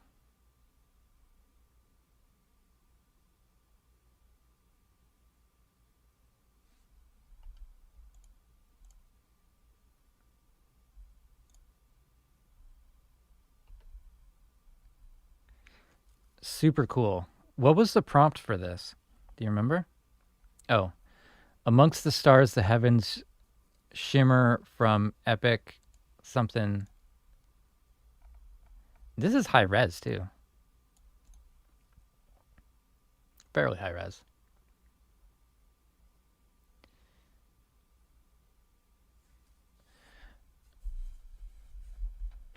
John and Arya, do you plan on some other video together? Last one was cool and super informative. I'm open to it for sure. We don't live all that far away from each other. I would love to have Arya over.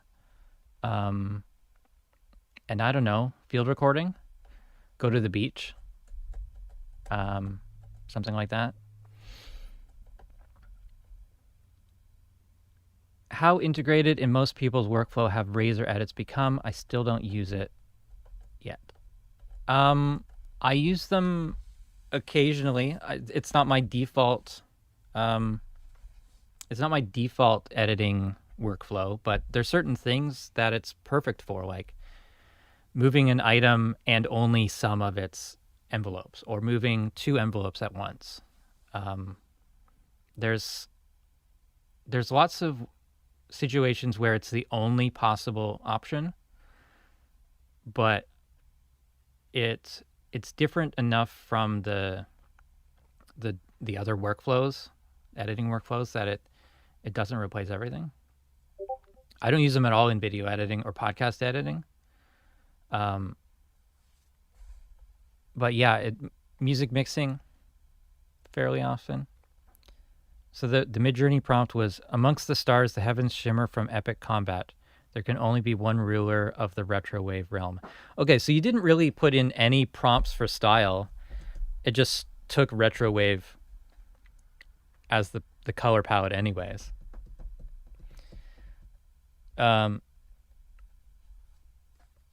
It's a cool result. It's definitely like, it's just grabbed random words like epic combat and retrowave realm, and the two results are pretty similar.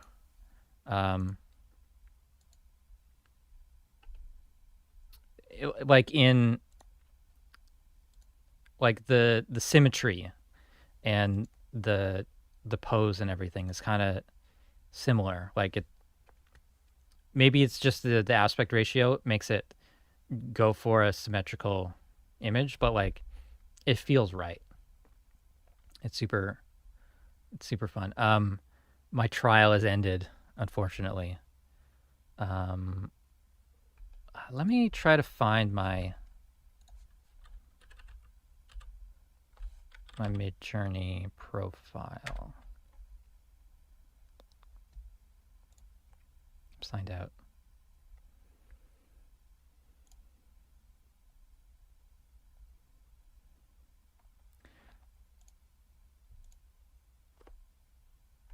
Yeah, this was pretty fun. I don't even put in like detailed prompts. Dinosaurs and rockets in space, retrowave. Like, I think these are great. These would be cool on a shirt. Some of these are weird. Like this one here, the number 3. Like this astronaut has like mangled T-Rex arms or something. I don't know. It's a little weird. This one, there's shades. The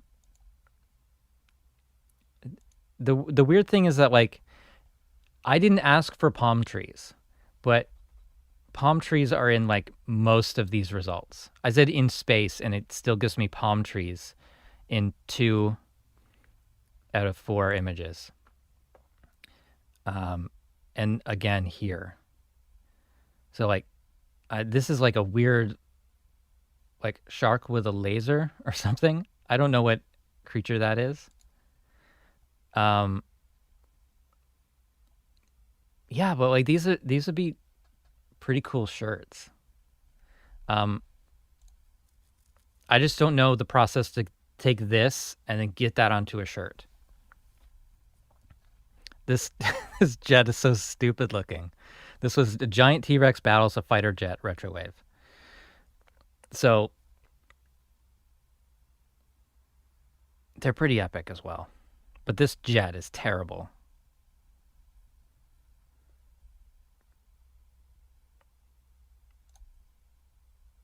And then it never gets the Reaper logo. I kind of do like these, but it's not the Reaper logo for sure. Midjourney's awful with aircraft. Oh yeah, so here's the Jacob Collier image that I used, which seemed to be kind of an effective thumbnail. People were either recognizing Jacob and then clicking, or they don't recognize Jacob, and then they ask, why did I use this random image? But the problem is, like, if I search for Jacob Collier teaches music very beautiful, I get a bunch of flowers and like cloud landscapes, or classical music, I get this. And that's not a better thumbnail at all. Music theory, abstract, this is just like kind of watercolor things. I kind of like them, but like that's not any more relevant.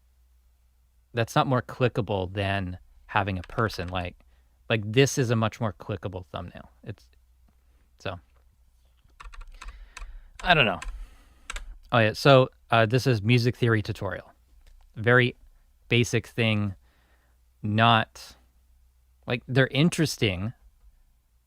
I think they would make good art. Like on a wall, I think number 1, number 4, even number 3 are interesting enough that I would like that as a framed art. But that's not a YouTube thumbnail that you would click on to learn music theory. John Carpenter's Mad Max, I think, is pretty cool. Vectorize and change colors. I mean, I don't know if it needs to vectorize, does it? I just want to like upscale it and then get her on a shirt.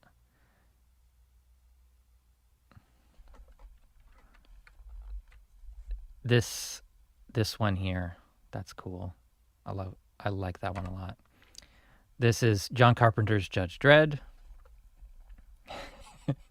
And if you think about, I was killing myself laughing, thinking about like that trailer voice.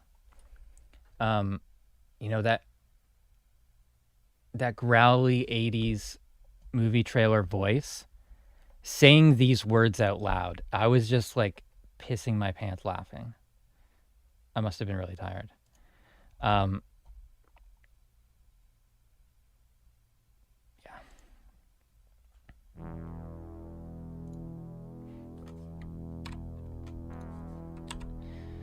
This is H.R. Geiger's Judge Dredd. I think that number 1, number 2, these are really good. The messed up his chin, really messed up his chin, gave him like a Thanos chin here. And then this is like a samurai sort of thing. Huge helmet.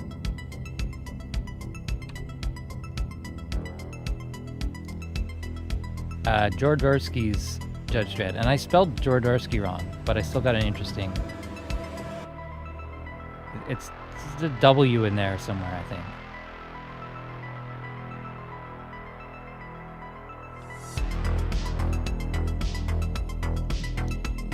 I like the Drod. What this is supposed to be, I spelled it wrong and it's frustrating, but the guy that did the original Dune, right? And this was Midjourney 3 versus Midjourney 4. So pretty big difference there.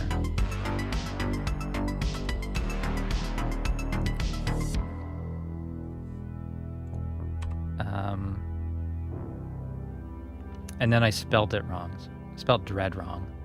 And so it did the hairstyle. Okay, H.R. Geiger's Blade Runner. Pretty sweet. Actual question. Should I have any hesitation upgrading Reaper on Windows 10 from 5.9 to the current version? Bought Studio Online.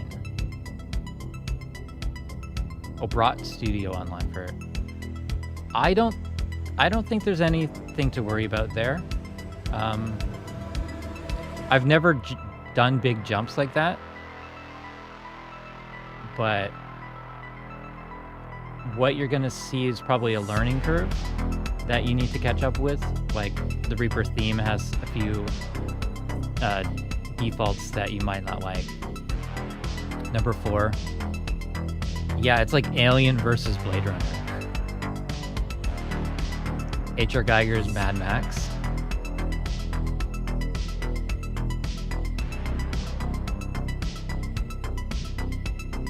Number 4. Yeah. So it's like using what is that called? Something War Rig from the newest Mad Max, but then like combined with H.R. Geiger's like organic I don't know, that look. It's clearly like an H.R. Geiger in style. Does Reaper support MPE? Jason, what was the answer for that? It does, but only if the synth supports it. Something like that.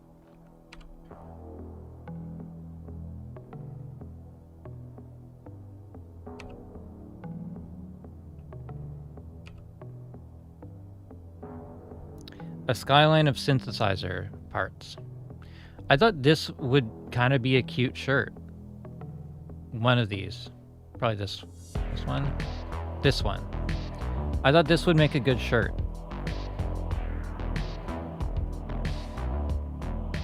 But when you look at it up close, it's weird.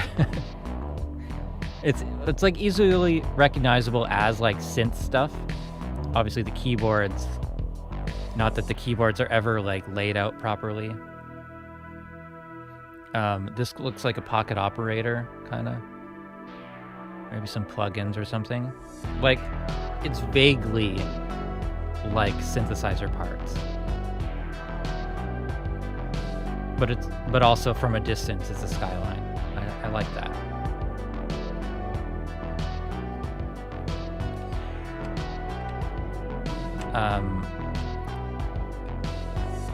So this is there's the original, then it was a upscale, and then a upscale redo.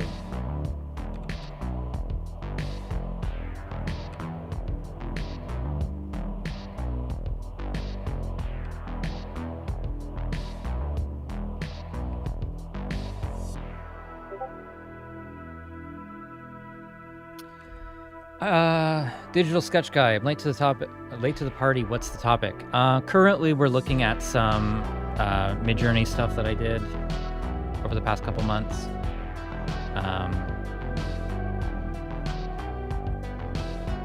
I don't know. I'm not doing anything important with this. At some point, I would like to use it for shirts or use it for textures or something. But midjourney is fun and interesting things. This one's kind of disturbing. A frustrated podcaster screaming into the void. Yeah, I mean, what makes it disturbing is like the layers of teeth, I think. It's weird.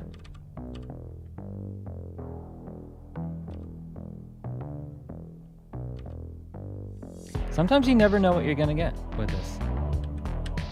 And like, why are the results so different from the same prompts? It might be like version 3 versus version 4, or 2 versus 3. This is going back a couple months.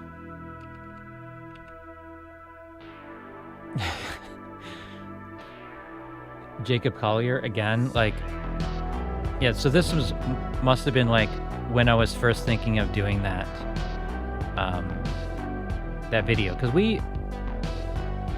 Ari and I recorded that on November 11th, I think, and that video didn't publish until first week of December. So I was sitting on that for a long time.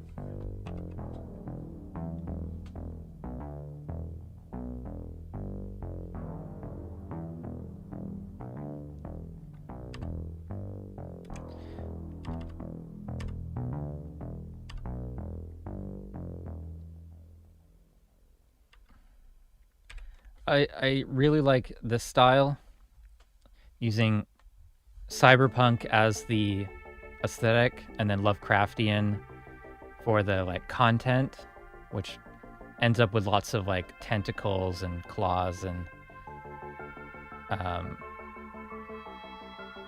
like stuff mixed together. And then for Octane render, you get that mist and light bloom.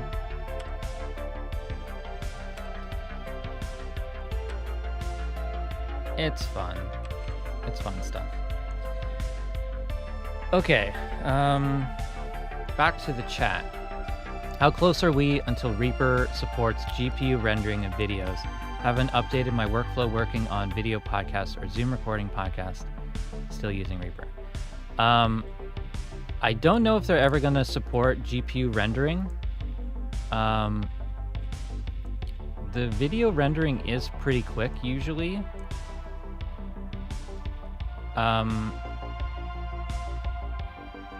I'm usually spending much more time on the upload process to YouTube than rendering. I think it's more down to the plugins you're using. Like some of the RX plugins, if you're using those, will really slow things down, especially declick, I think.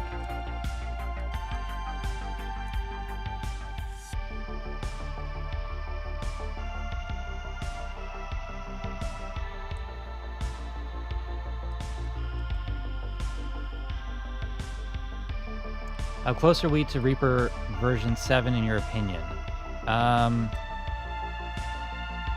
Probably a good ways away.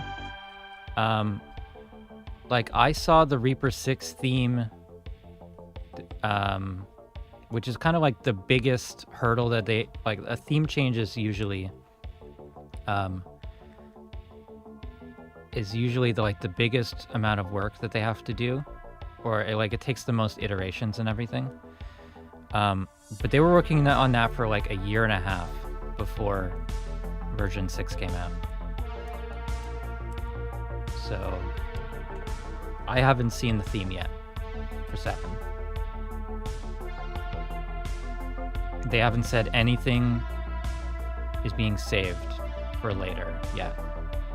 Like, there's stuff in the pre-releases, but they all seem close. There's nothing that seems like they've put it in, done testing, and then removed it to be added later.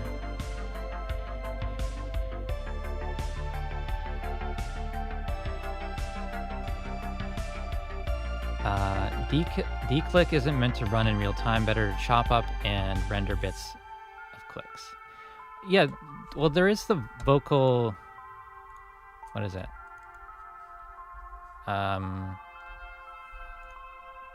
What's that plugin? Voice. No, mouth declick is what I'm thinking of, and I will use that on podcasts, and I think that's the reason my renders are slow. But I don't know. It could have been slow because I was using some Intel build plugins still.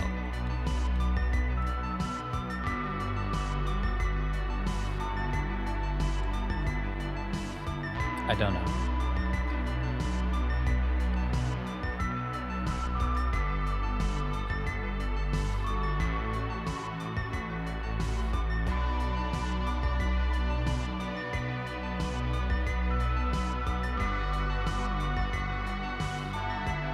Yeah, I know.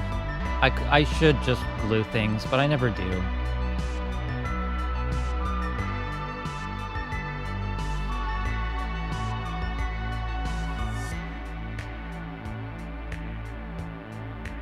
I usually like edit with it off and then I'll put it on before render. And then, I don't know, it'll render at like 1.5x on the Mac Studio. But if I don't know, there's something in the project, like for the long podcast edits, that make them take a long time. But my regular videos, like if it's a 15-minute video, it'll render in 2 minutes. And then I'll spend like 45 minutes uploading. Hey, John Matthews.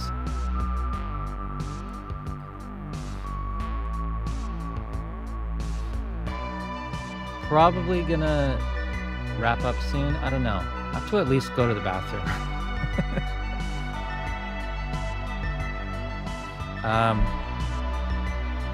I should go do that. I'll be back in like 2 minutes.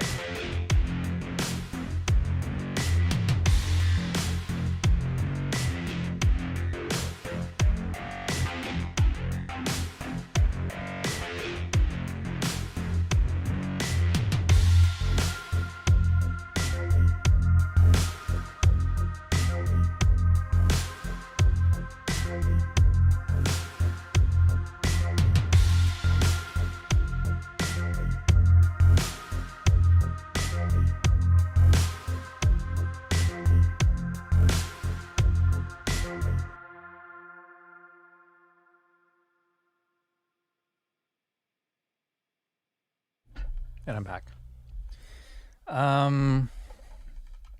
What are we talking about?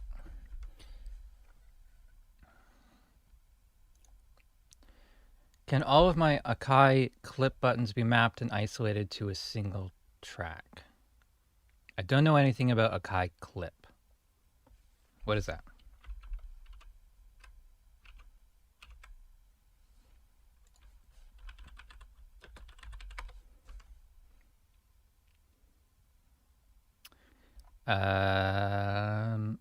Oh, okay. So like you have a launch pad or something like that.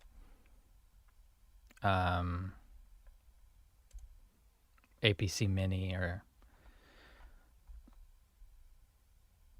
you have something like this. Can it be linked to a specific track? Probably. What I would guess is that you go to Reaper, you select your input, MIDI input, let's say launch control, and just set it to like channel 1, and then everything else gets like channel 2, something like that.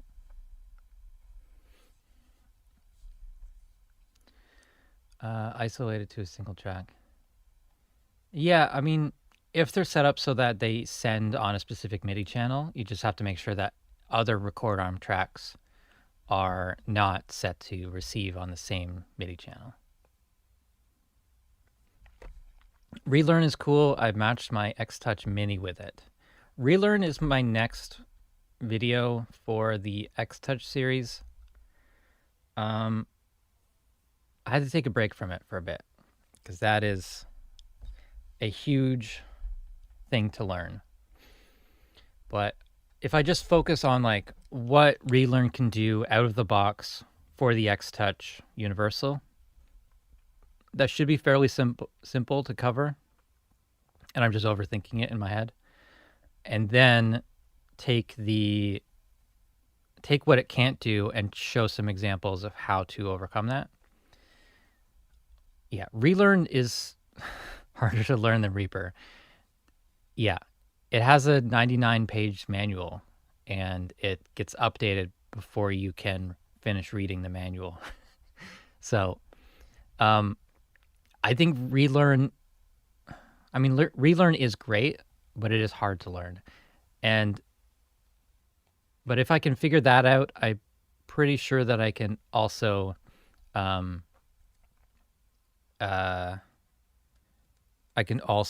learn, what was the other one? Smart knobs too. That one makes Relearn seem easy to learn. Is there a way to set track height to a keyboard shortcut that won't reset when you start a new project?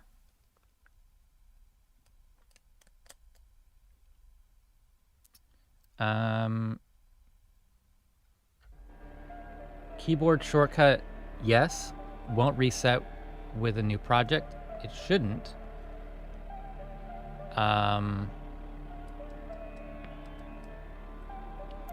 Shortcuts are global. Track height is set in combination of your templates or projects and the preferences. I'll show you the preferences. All right, so if I make a new track, it goes to this height because I've set this as my default setting. So if I go to project tracks and defaults, I think it is. No. Yeah, default track height in new projects. It should be set to custom. So it's also set via file project settings, save as default project settings. Yeah, so if you're not using a template, you can open up the project settings window and then click on save as default project settings, and it will use like the last thing. So if I change my track height to this and then go to use current and apply, when I make a new track, it didn't. Custom. Maybe that's what I have to do. Is it the last selected? I know there's a way to do it. I'll make it nice and big. Custom apply. No. It's supposed to be like that. Okay,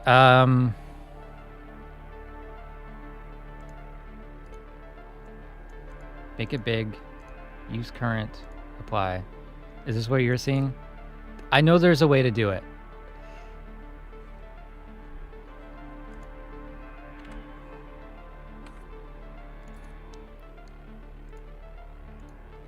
I know that I've like said it before, but it keeps going back to that size. I don't know why. Okay, so let's make a new track and make it big, and then let's hit this save as default project settings, and I'll delete it and I'll make a new one, and it's the exact same size as it was when we started. I don't know. I mean, maybe this broke at some point, but it used to be like that. You would set it in the preferences. Well, let's try the other option. Not that. This. Let's set it to small and apply, and then okay, so that worked. If I go to medium, apply, make a new track. That looks the same. We use large and apply. Yeah. So small worked. Medium, apply. That's medium. Large, apply. That's still medium. Do I have to delete all tracks in the project? Large, apply. Small, apply.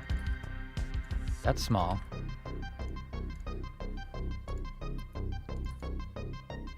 That looks like medium. That's large. Customs broke.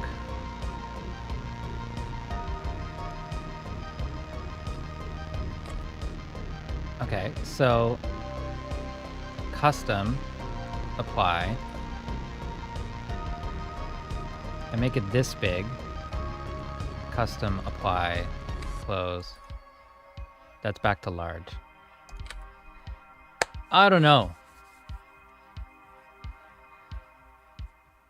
I don't know.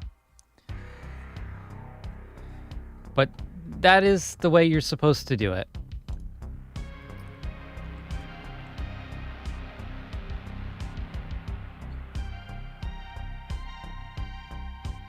All right, so, and then the other thing for height, I use a Command-Shift mouse wheel to change height. That is for just selected tracks, and if I do Command mouse wheel, that's all tracks. I think it also scrolls to selected or something. I don't remember. View, zoom vertically, mouse wheel, and the other one is adjust track height. It is weird that it's the same thing, but two names for it. Track height and vertical zoom are the same.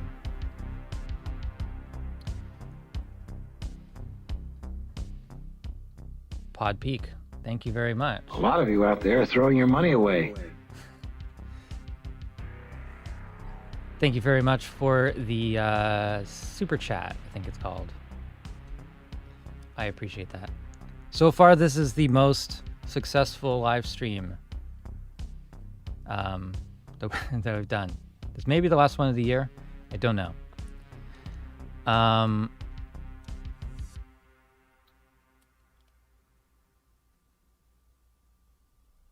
Yeah, I'm happy to help, and it's very cool to see the ideas you have and the quality of your videos improving each time. Yeah, awesome stuff. Keep it up.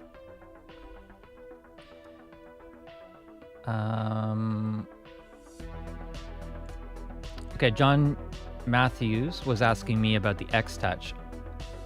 Asking me if I've only used the X-Touch Universal. I haven't used an extender. I have used a different Mackie controller, the Behringer BCF 2000. Really looks like I'm slouching since I moved the camera.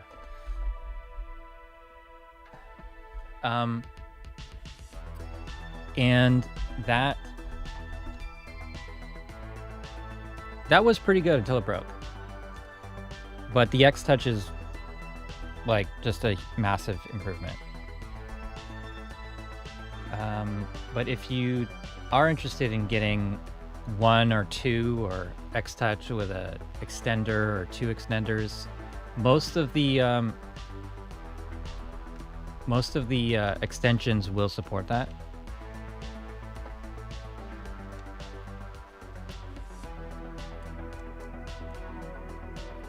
Okay, the Hermit says, I save my relearn project as default, but it never auto-loads on startup, so I always need to open effects monitor and set the input and output.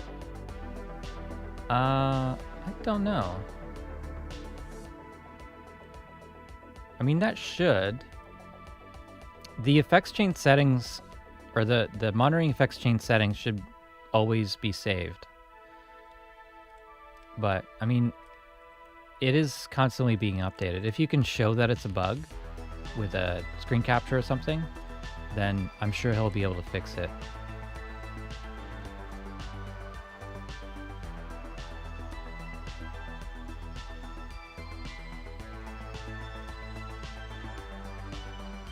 Is there a way to fix sends order? Is it always sorted by the receiving track numbers?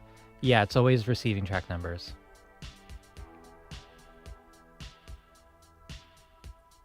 It can be hard to figure out or to keep track of the send numbers. The controller doesn't really make that easier, unfortunately.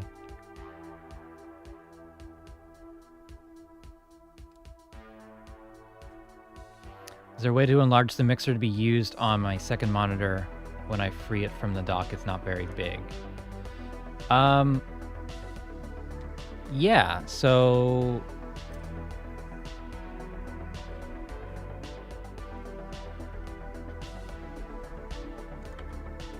right, so if I have my mixer here, you might need to load a different layout. So let's say mixer panel, no, mixer track panel. No, yeah, mixer panel layout a 200%, something like that. If you have an external monitor, especially if it doesn't have the same resolution as the other one. If you're on Windows, I would recommend not floating your mixer, but just extending the Reaper window to fill both screens.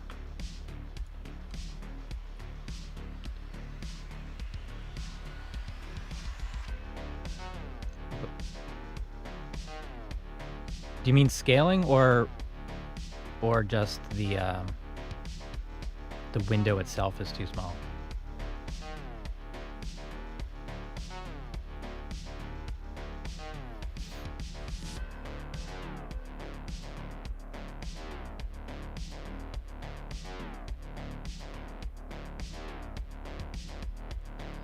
It would be so nice to have all room reverb on send one and so on. Yeah, like locked send slots or something. I mean, we have the same issue with effects, because they're always top to bottom with no gaps.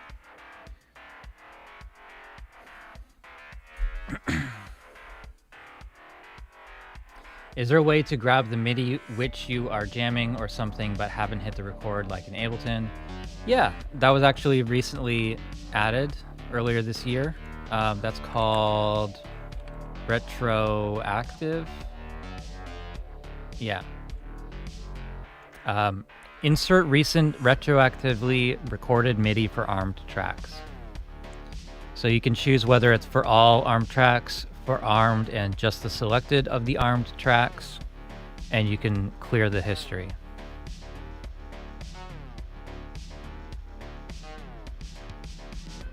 Is the music original Reaper blog man music? No, it's not. This is Carl Casey. Yeah, you can see that. This is Stream Safe Dark Synthwave. If you like it, he's got a shitload that he released this year. Like yeah, I don't know how he does it.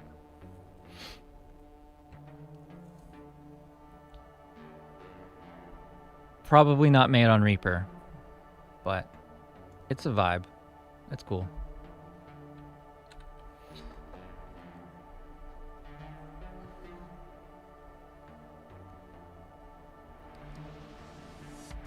How do you like YouTube music compared to Spotify? I can't get past the name of Spotify. I don't think I'll ever end up using it just because of the name. I pay for YouTube Premium, so I get YouTube music for free. It's good enough for me. It has pretty much everything. Like the library is as good as the Apple Music library, I would say. I'll get like I use it most days when I go out. I wish it worked better with my Sonos speaker. It just doesn't work at all, really. And basically, it ends up being an AirPlay, and that will break things. No ads, and what you watch, more money goes to the creator. That's like for me, where YouTube is my like primary entertainment source. If I'm spending like, I don't know, 30 hours a week watching YouTube videos, probably a higher number than actual, but knowing that all that watch time goes to pay those creators that I've actually watched feels a lot better than using AdBlock or whatever. So I don't find YouTube Premium to be too expensive, especially when like a good chunk of that goes to the creators. I like that a lot. And then there's a free music service along with that. And I can keep playing the videos while my phone is on silent, or you don't have to be physically on the app to keep playing things. That's nice. And then back in 2020, I had to do some ferry ride trips, and I was able to save YouTube videos to my YouTube app on my iPad and watch those offline, not use any of my bandwidth. And the Wi-Fi on the ferry sucks, so it would be impossible to watch YouTube anyways that way. So totally worth getting YouTube Premium. They should really like push that service more, because I think it can be kind of expensive if you have multiple users, but for one account, I think it's very affordable. There's more benefits than you'd think. You watch YouTube 16 hours a day? Yeah. So YouTube Premium makes it worth it. You would be watching about 900 ads without it. It also makes YouTube work better on my TV and everywhere that I play it. It's awesome. I think the family plan just went up. I think it went up to 27 or something like that. Okay, there was a Reaper question from Pat. No, you didn't ask it yet. Go ahead and ask the question. I used to like rip CDs and store it, and I had it on a NAS drive, but I didn't have any like a backup of it, and that drive broke, so I just lost all that, and all the time spent like organizing that, tagging things, that was all lost in a moment. So never again. Streaming is the way to go for me. I wish the quality was a little bit better, because I can hear that even on Bluetooth headphones. I can hear sometimes it's not as good, but it's good enough for background music.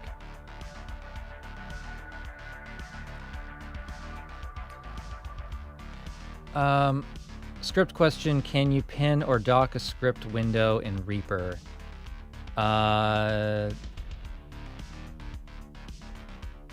Yes, it depends on how the script is made. I know that definitely docking you can, because there's the dock button for the the theme editor,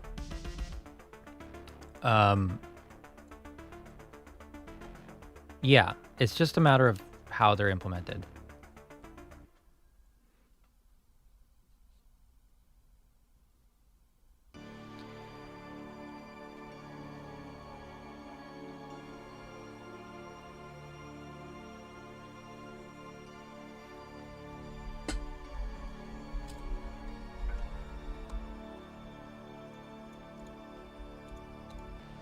I'm pretty excited about the next Reaper update. I've been kind of procrastinating on making a video because I know that there's an update coming. Have they released it while we've been talking? No. Shame.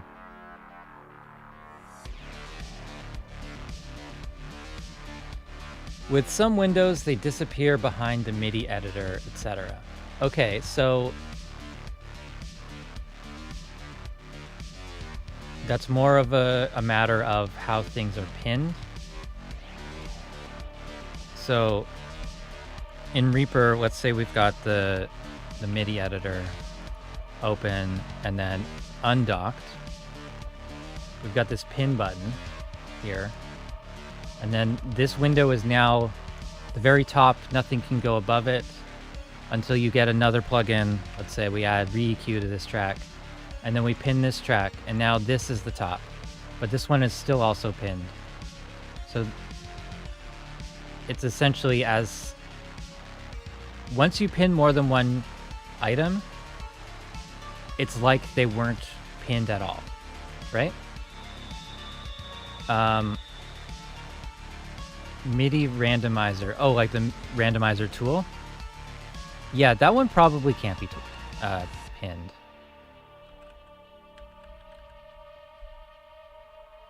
There's this. Like this one? Yeah, I guess you can't pin that one.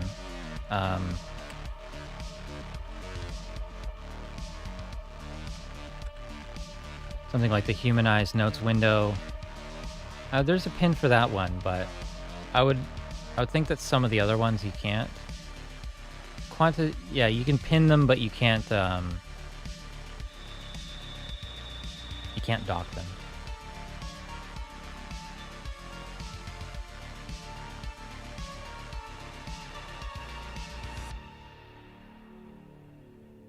The thing that I would really like to see for Reaper is, like in version 7, is if the mixer is floating and on its own monitor, I wish there was a way to do like the opposite of pinning, and basically make it always on bottom. So, or like, so it's the same level as the arrange view, but it's on its own monitor, so there's nothing that would go behind it, because it's so annoying to like have the mixer on top and then the plugins go behind, right? I think that's what a lot of people have problems with.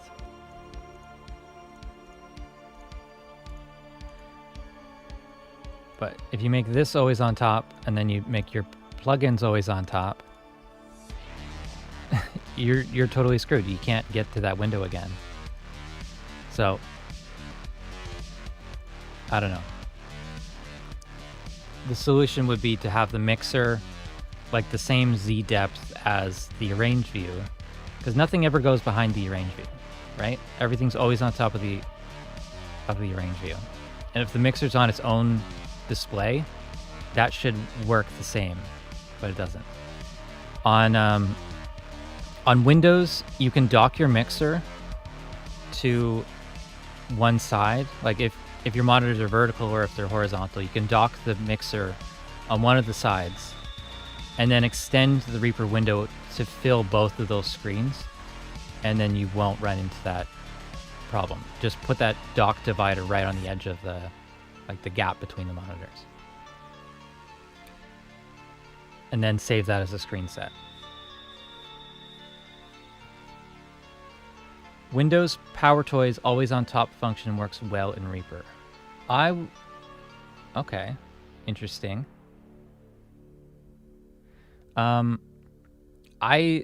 I've never looked into that. I have Power Toys installed, but I don't really use that. I never use that function, the always on top function.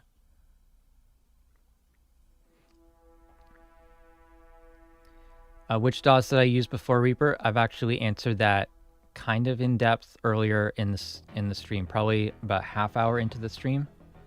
Somebody else asked me, have they had any influence on my Reaper screen layout? Okay, that's a unique question.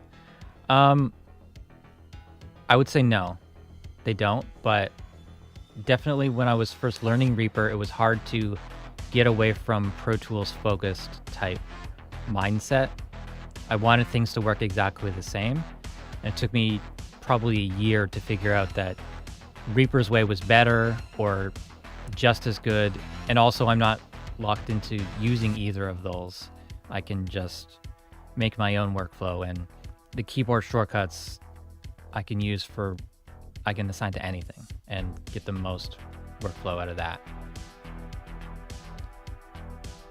I like transport in the top center. I don't use it a ton. I don't really love the layout that I have mine at now. I wish it was more compact.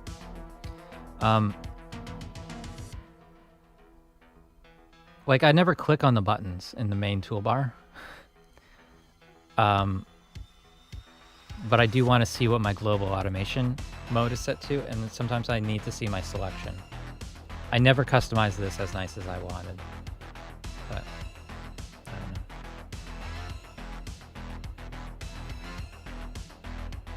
How do you change the FX window menu from being white to dark? You don't think you can. On Windows, the like dark theming stuff isn't that great. Like the dark mode theming or high contrast themes are pretty bad. So there's some third-party tool, I don't remember it. I don't use my Windows machine enough to care. So I haven't looked into it, but there's some tool that gives you a lot more control. I just can't remember the name of it. I think Epos Fox did a video recently about customizing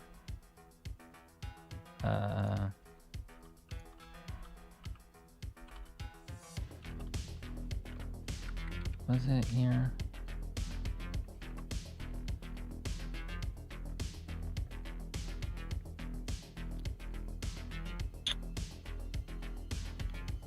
No.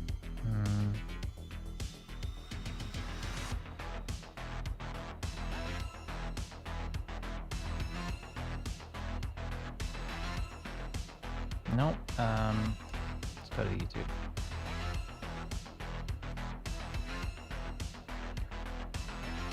Yeah, so this video, how to make desktop look awesome, customize Windows 11. He recommends some tools for skinning Windows.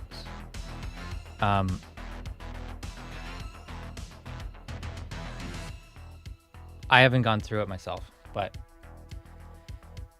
that's something to look into. And hopefully that will actually work with Reaper. It should use whatever Windows is using. But you won't be able, I don't think you'll be able to do like round corners or like Mac-like buttons or like a true dark mode. It's going to be kind of a hack to make it work. Leandro asks, when I switch to another application and back, Reaper always takes a split second to show up, more than other application that happened. I don't feel like it does.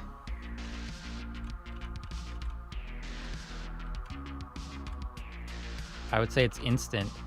Do you have yours set to turn off the audio device when it's inactive?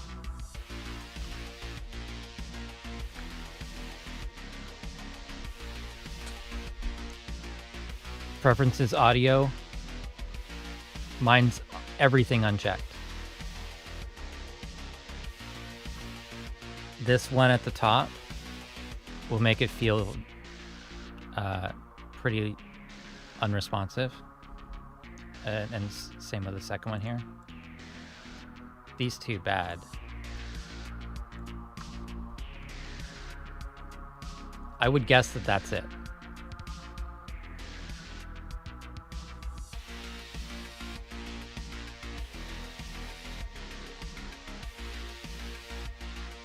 I feel like mine is instant. I'll put some stuff on the screen, and if you use it full screen, maybe that makes a difference as well. I don't know. So caster, Firefox, back to caster, back to Reaper. I feel like it's fast. Like, it feels instant to me.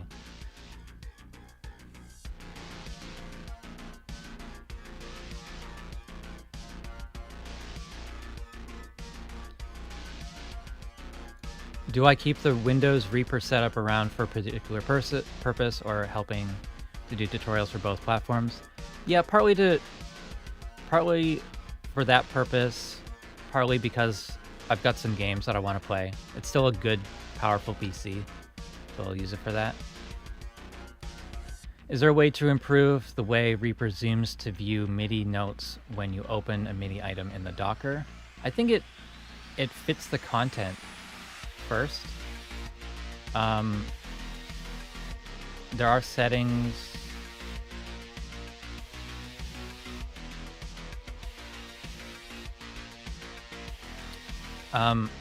The way I've got mine set up is like linked to my main view.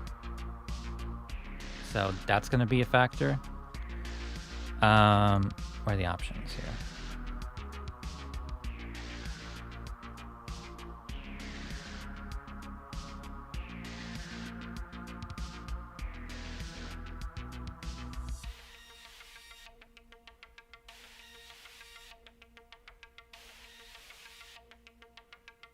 I think it's piano roll time base.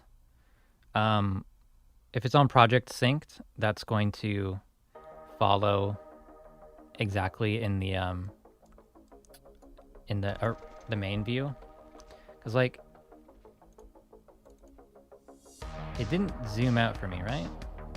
Now it's showing the same amount of bars, but if you want it to zoom in, then I think you need to have it on something else, like Project Beats.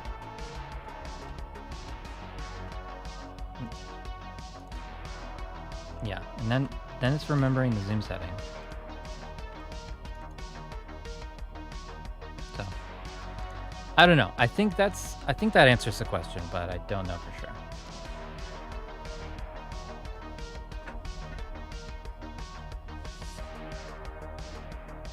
Oh, Juan Carlos Sotelo is here as well. How's it going?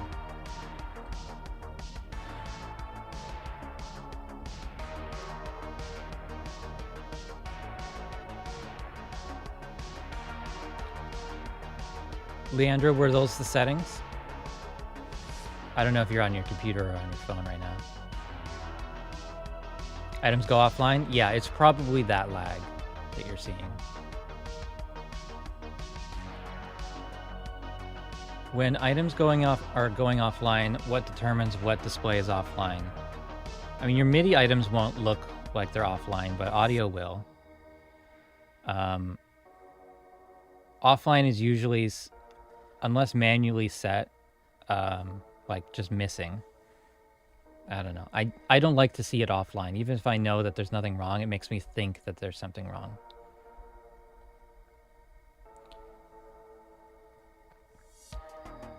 I use Reaper Media Explorer, but for some reason it works very slow. Whenever I search for samples, I don't get the results instantly. So is there something that makes it go faster? Are you using databases? Databases is how you make it go faster. And if you are using databases and it's still slow, then I don't know what to say, because they've recently made that faster for even like 10 terabytes of samples.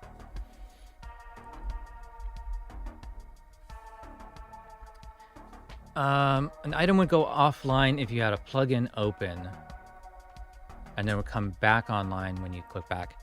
If that was a bridged plugin, I could see that happening, because a bridged plugin is sort of kind of a separate program that's linked to Reaper. But yeah, I don't know. I would just check that box, or uncheck that box, so it doesn't go offline, unless there's a reason to destructively edit those files in another app. That's really the only benefit. But even then, you need to rebuild the peak files to actually get the correct waveform after editing. I don't know. Lots of ways to set up Reaper.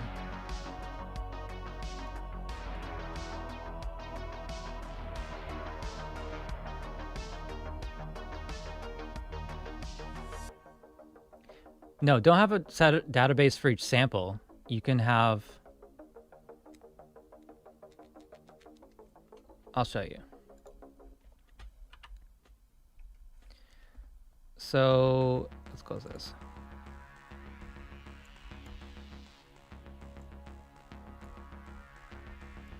So here, like, my hard drives are like as fast as you can get. Like there's a Mac Studio. The drive is super fast and it's soldered to the motherboard. I'm browsing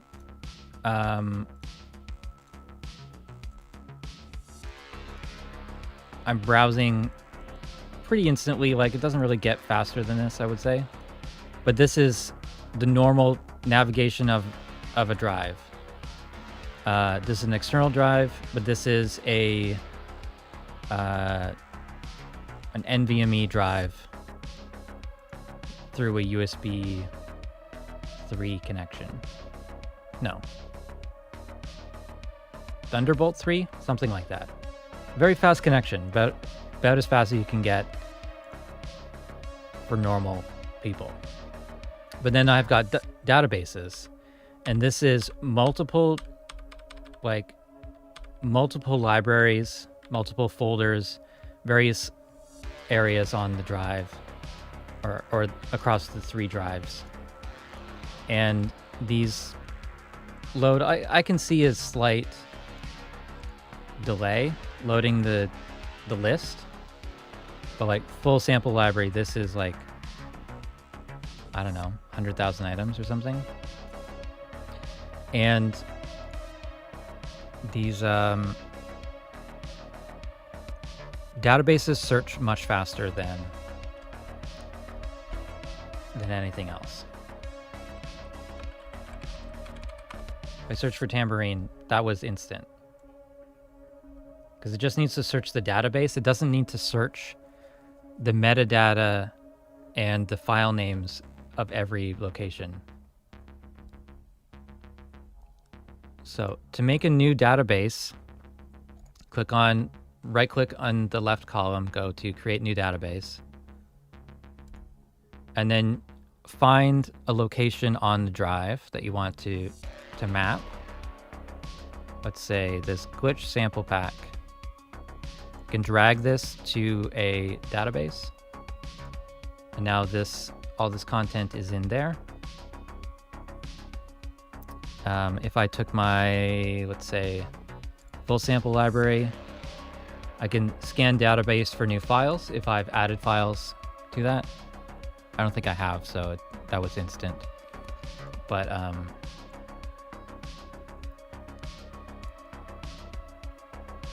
yeah, that's basically it. That's the way to get like instant scanning of your files.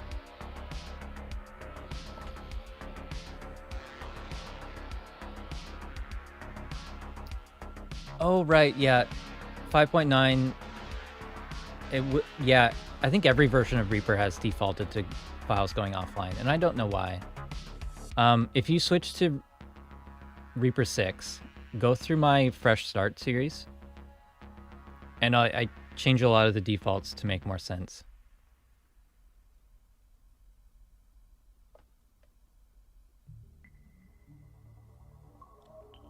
Our database is used to make sampling faster, which is the size threshold. Just start using it anytime you've got more than a couple samples in different libraries that you want to search together, rather than searching each folder or going into Explorer Finder and searching there for things. Like sometimes you physically, or not physically, but like sometimes you want the sounds to be organized into folders like kick, snare, whatever, from each instrument. So like the 808, kick, snare, hi-hats in separate folders. That's because that's the way the library was delivered to you. But when you're searching for a sound, you kind of want everything in a flat list. Or you want to be able to search in all those separate folders easily and not need to navigate to each of those separate folders, unpack them to bring it into the project. So that's what the database does. It's a flat list of everything. Plus it gives you information about title, artist, album, date, genre, comments, description. So all the broadcast wave metadata or MP3 metadata. You see the length, the channels, the rate, the anywhere I've got descriptions written, it's in there. I don't have everything tagged yet, unfortunately, but a bunch of it is tagged.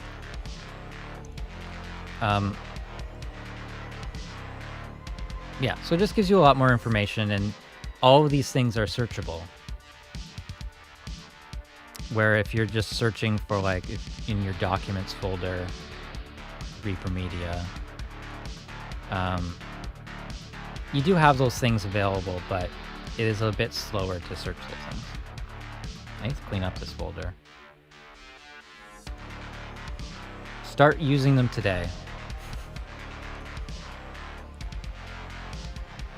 Thanks for stopping by, Leandro. If I don't see you again, Merry Christmas. Happy New Year.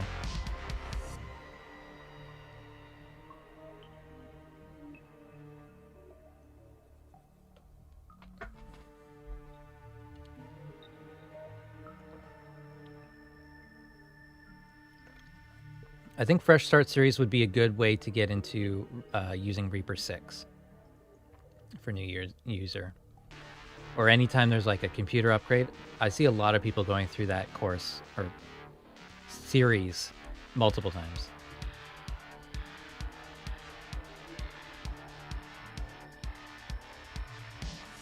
Yeah, there's no point to not using it, exactly.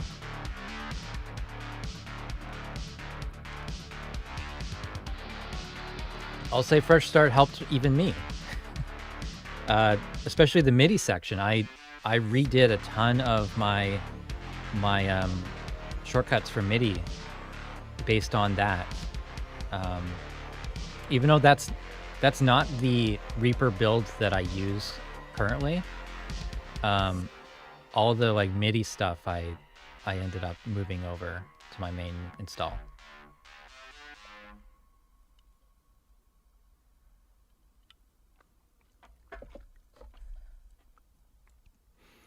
I don't know if there's going to be another part of the Fresh Start series.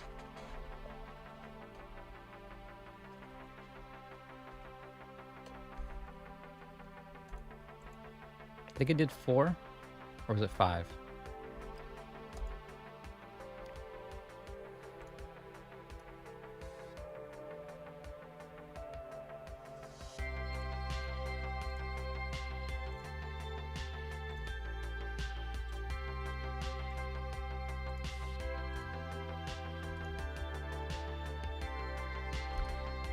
Yeah, Reaper 7 Fresh Start. That's a good idea.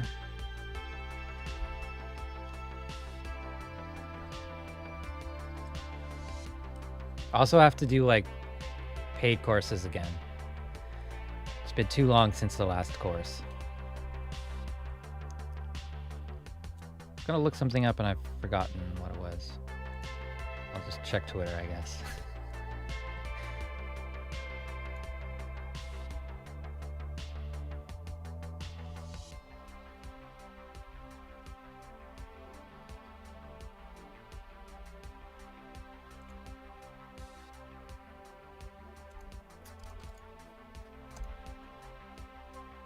Did you guys get the new contact freebie thing?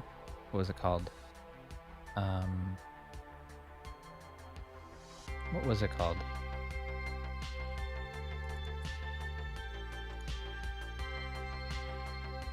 Where is it? Oh, maybe I didn't install it.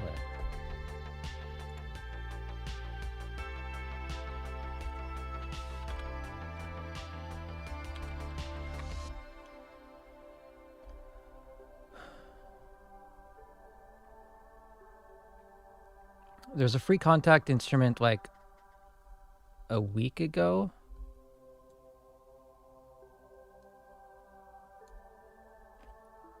Yeah. What was it? I was super annoyed by this this new manager, Native Access, because I had to check this show discontinued products to see like any of the products that I had bought. Haifa, that's what it's called. Who said that? Bradley. Yeah, there it is. And I didn't even install it. I spent so long with this stupid window open and finding my stuff. Because like Contact wasn't even shown as something I owned in here. It was just empty.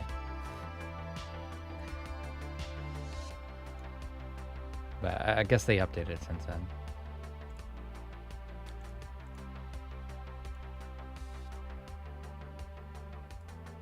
Yeah, weird. It was like, it was just blank. And I've got all these things. And it was like only showing native or Contact 7 devices.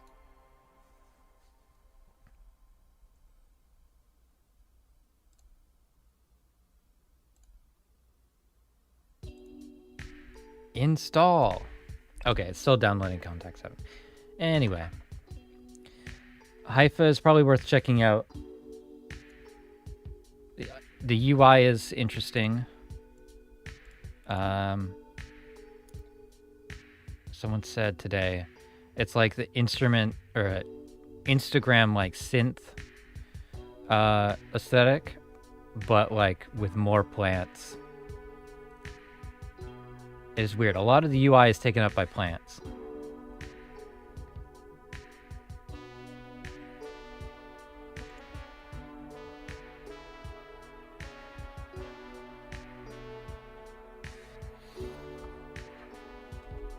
Have I ever tried Reaper on Linux? No. I've got one computer running Pop OS right now, but it's pretty weak computer. I basically only set it up so I could have an extra DVD player screen.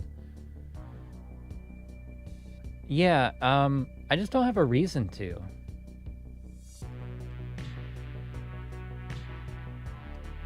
Is there a theory on the motto appearing on the 6.7? A supposedly fun thing. I don't know. On the forum, there is where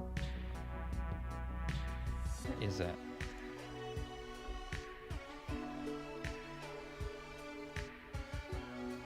I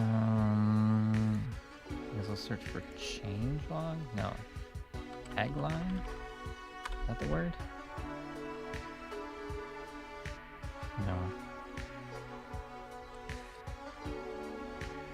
Somebody's got a list of every like tagline that's been used. Changelog title.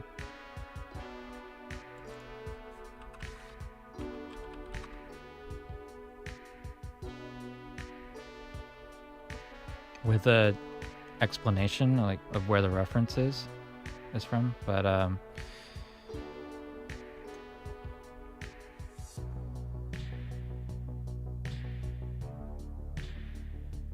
don't see it. Is it made by Vitalker?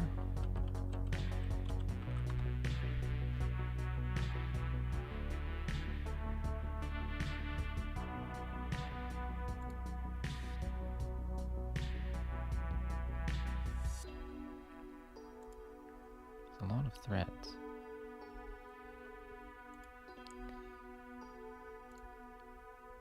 Find all threads started. All Reaper names, yeah.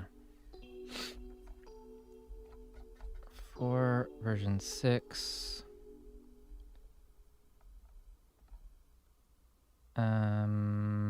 He hasn't updated it in a bit.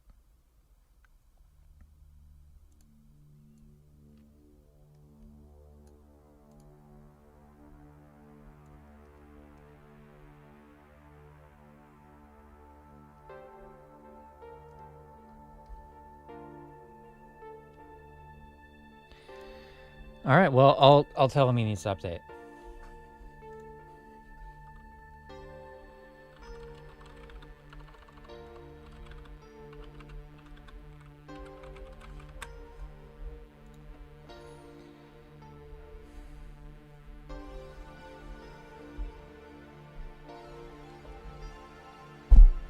Sorry. Yeah, Hype is still free. Yeah. A lot of stuff like I'll see that it's free and I'll download it and then I'll forget to install it. And it'll be, I don't know, 2 hours into a live stream before I realize, oh, 3 hours. But I haven't installed it yet.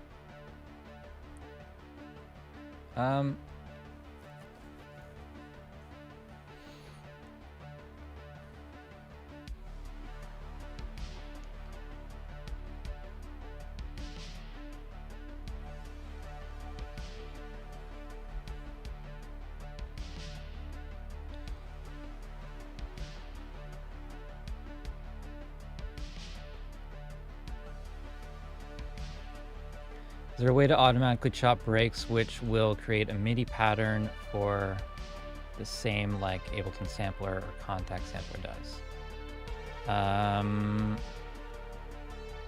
Yeah. Yeah.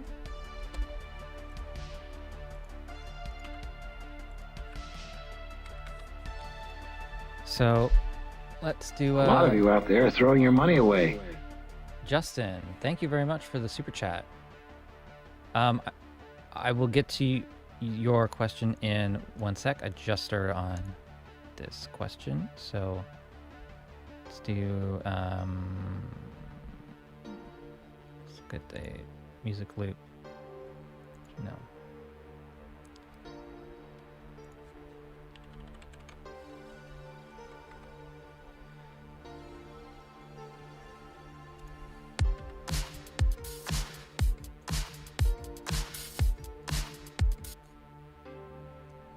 Say we take this loop. We use the dynamic split tool, which is under the item menu. Oh, it's under the view menu.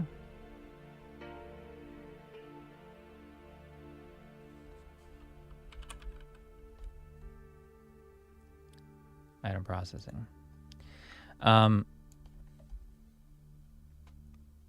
Right.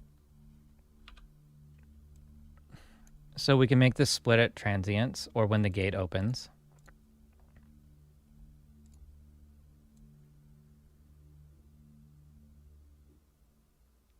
Let's say something like that. Actually, a bit more, because I want this one. Nope. Close enough. And then here, we want to split the items and then create chromatic MIDI item from slices. And split. And so this item is split. It's added a fade out I didn't want, but that's because I didn't turn off setting. So it split all these items. And then it created a MIDI item at each transient. Basically the same as Ableton, but a little different. Different tools. Justin asks, is there a way to have a grouped MIDI item always at the end of the project longest file? Say Have a grouped media items always at the end of a project's longest file.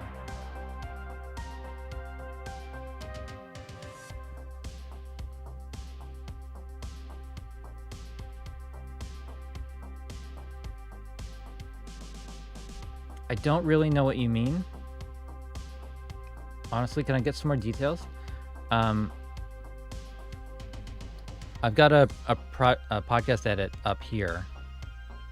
And at the end, we've got this outro music. And in my template, I just have that like at like 2-hour mark. And I mark it with the end marker so I can get to it easy.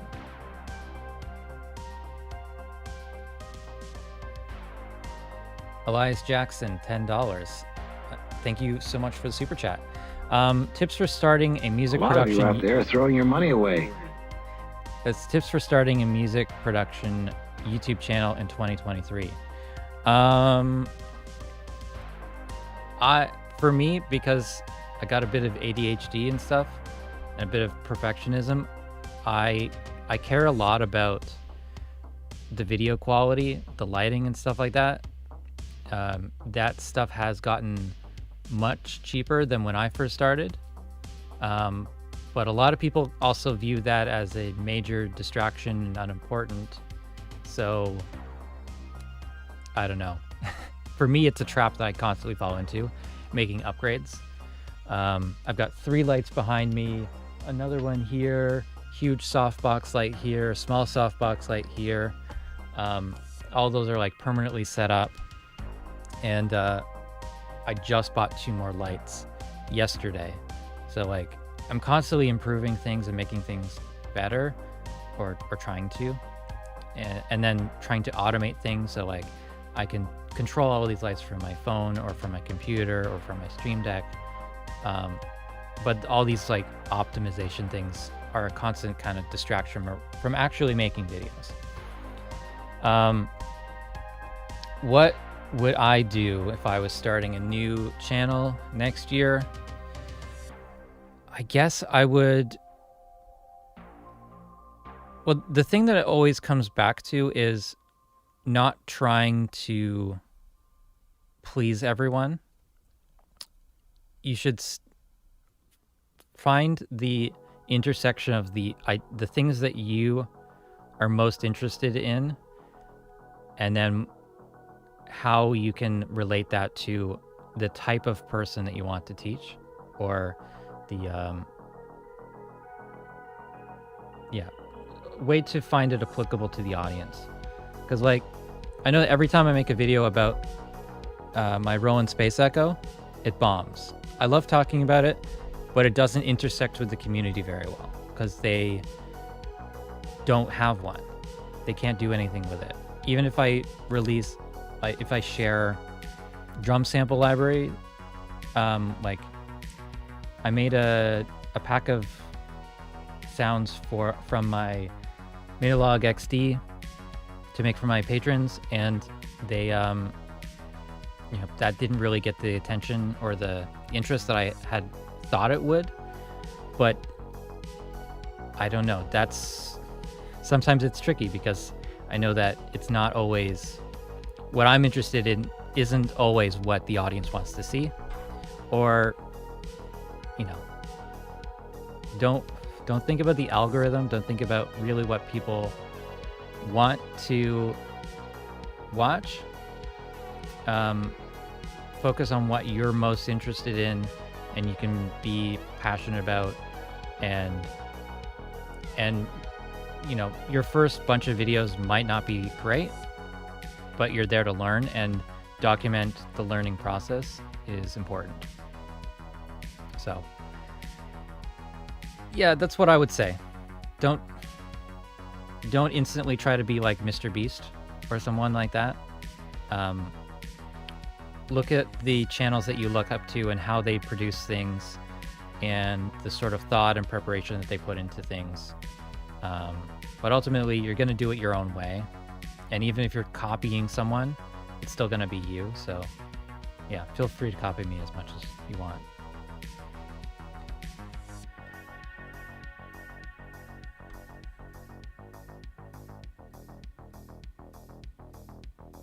Okay, so just like the podcast outro music, automatically at the end of the podcast, without zooming in at the end, dragging everything to the end of the podcast. Well, one thing you could do is get that clip added as an SWS resource and then shortcut that. So you edit through the file, you get to the last moment, or even there's a shortcut to go to the end. And then you hit paste or insert this file shortcut, the resource slot number 1. And that'll do it.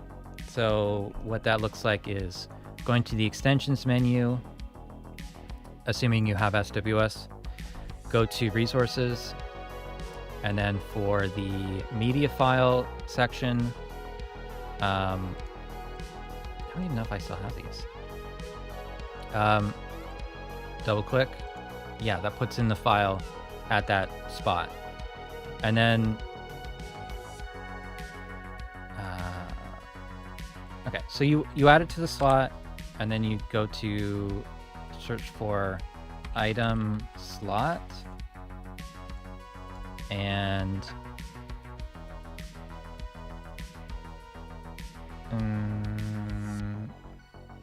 resources.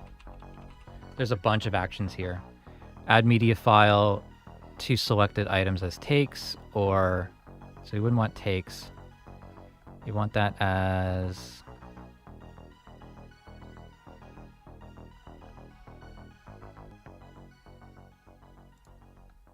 no.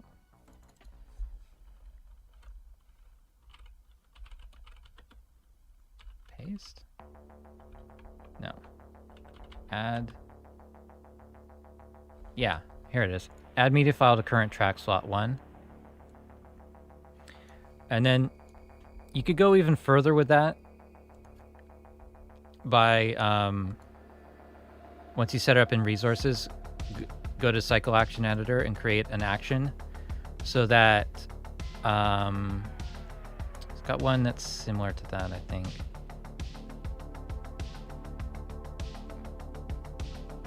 Well, okay, I'm not going to build it, but basically you're creating an action that will search by a track, for a track by name.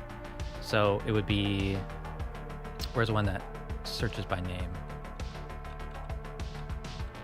Console S, see this? Console S intro outro. It's looking for a track named intro outro. That will select that track. And once that track is selected, then you can hit that add item action, and it should be wherever the cursor is. So that's one way you can automate that. Rather than having it in the template all the time, you just have it saved and referenced by the project until you need it. Hope that makes sense. That's how I would do it. Or that's how I would do it if I wasn't already doing it this way.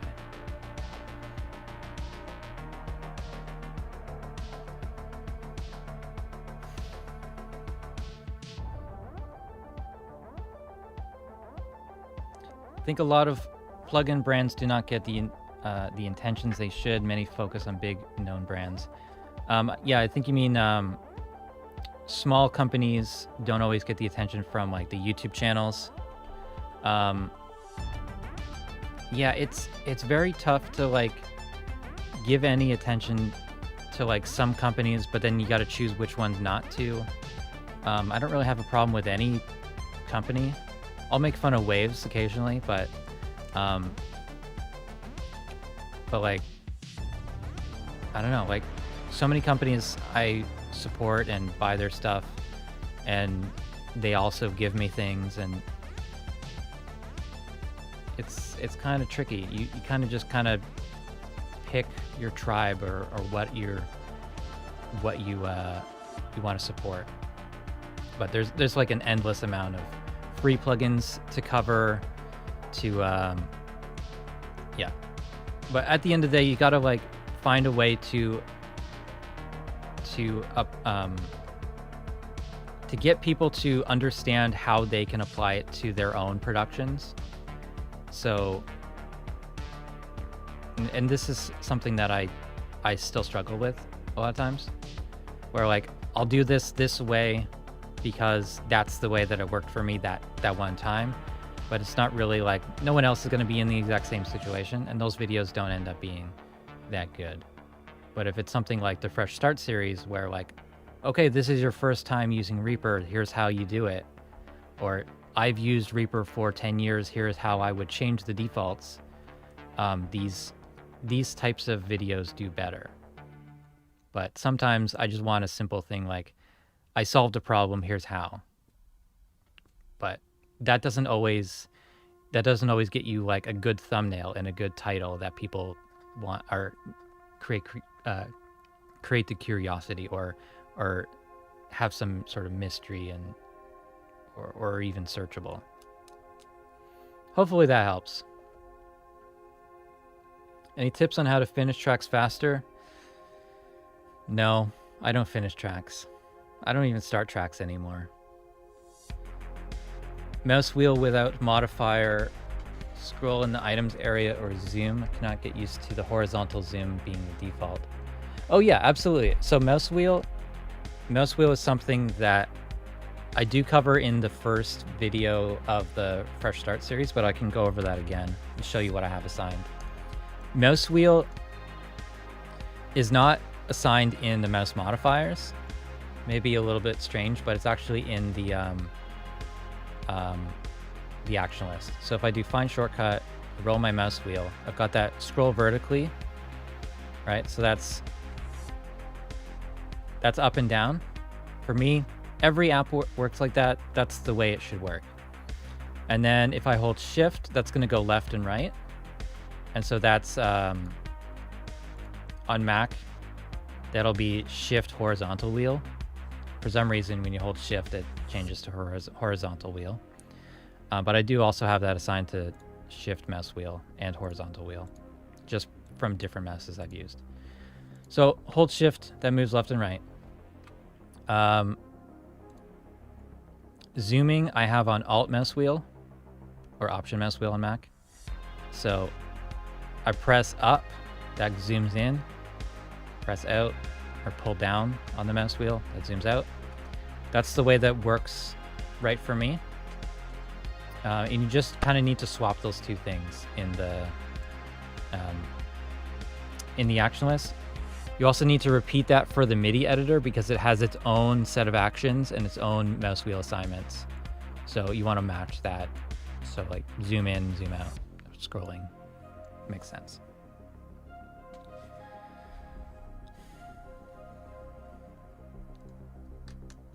Here's a Reaper secret you can't live without.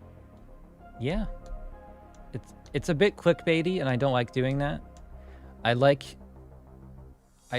prefer if it says exactly what's inside the video, but I can see that sometimes people won't click on it because they already know that thing. But also sometimes you put something that everyone should know, or like you get a lot of comments from people that already know about that thing, and like then you wonder why they were watching a video for beginners. I don't know. Reaper's default was zoom because what is the app?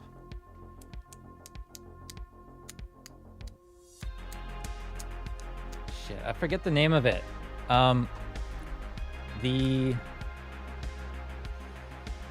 Vegas. That was the default for Vegas, I believe. And that's what Justin Frankel was kind of modeling the behavior upon.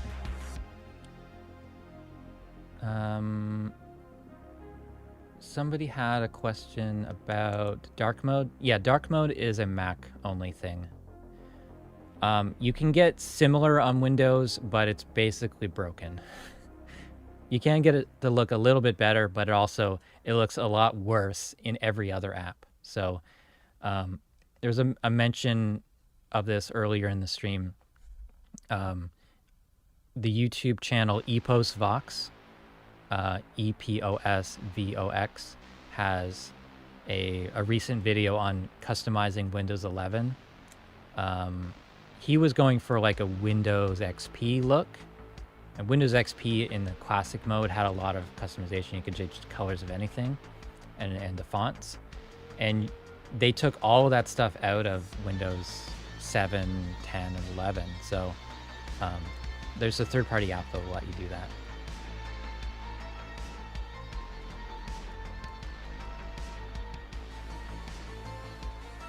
Finishing is easy if you work for clients. They want to see results. For me, I often put some extra time pressure. Yeah, exactly. So, I mean, like with anything, you're probably going to work best when you have a deadline or when you have some money invested in it. So, you know, sometimes prepaying your mastering engineer is going to get your album mixed faster, that sort of thing.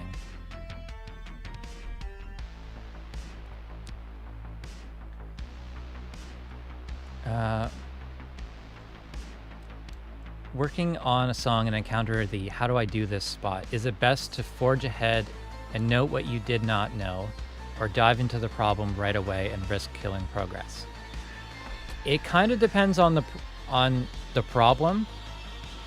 I think writing it down, and anytime that there is an issue like that, like I don't know how to do this, or this seems broken or something like that, or there's some better way to do this.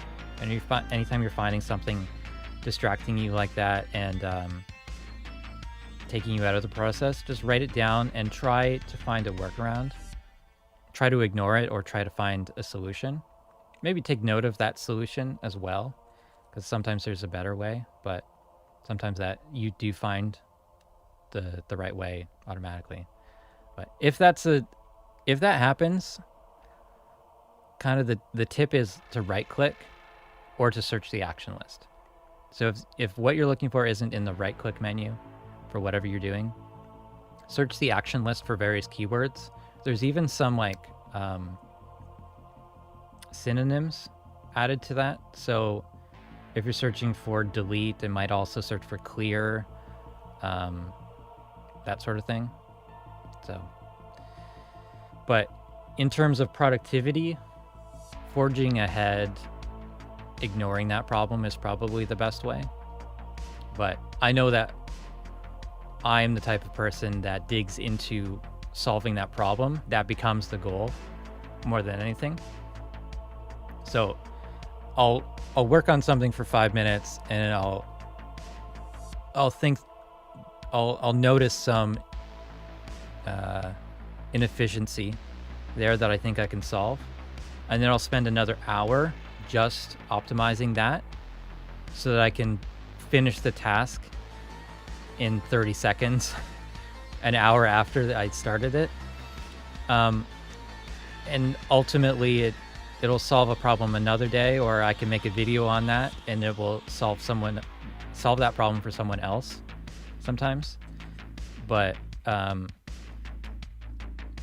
yeah, it's easy for me to hyper focus on something, especially if it seems attainable. But I know it's not the right thing to do.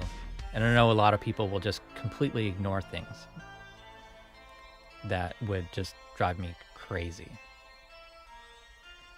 It is just about 2:00 and I basically have like 5 minutes to eat before I leave to pick up my kids.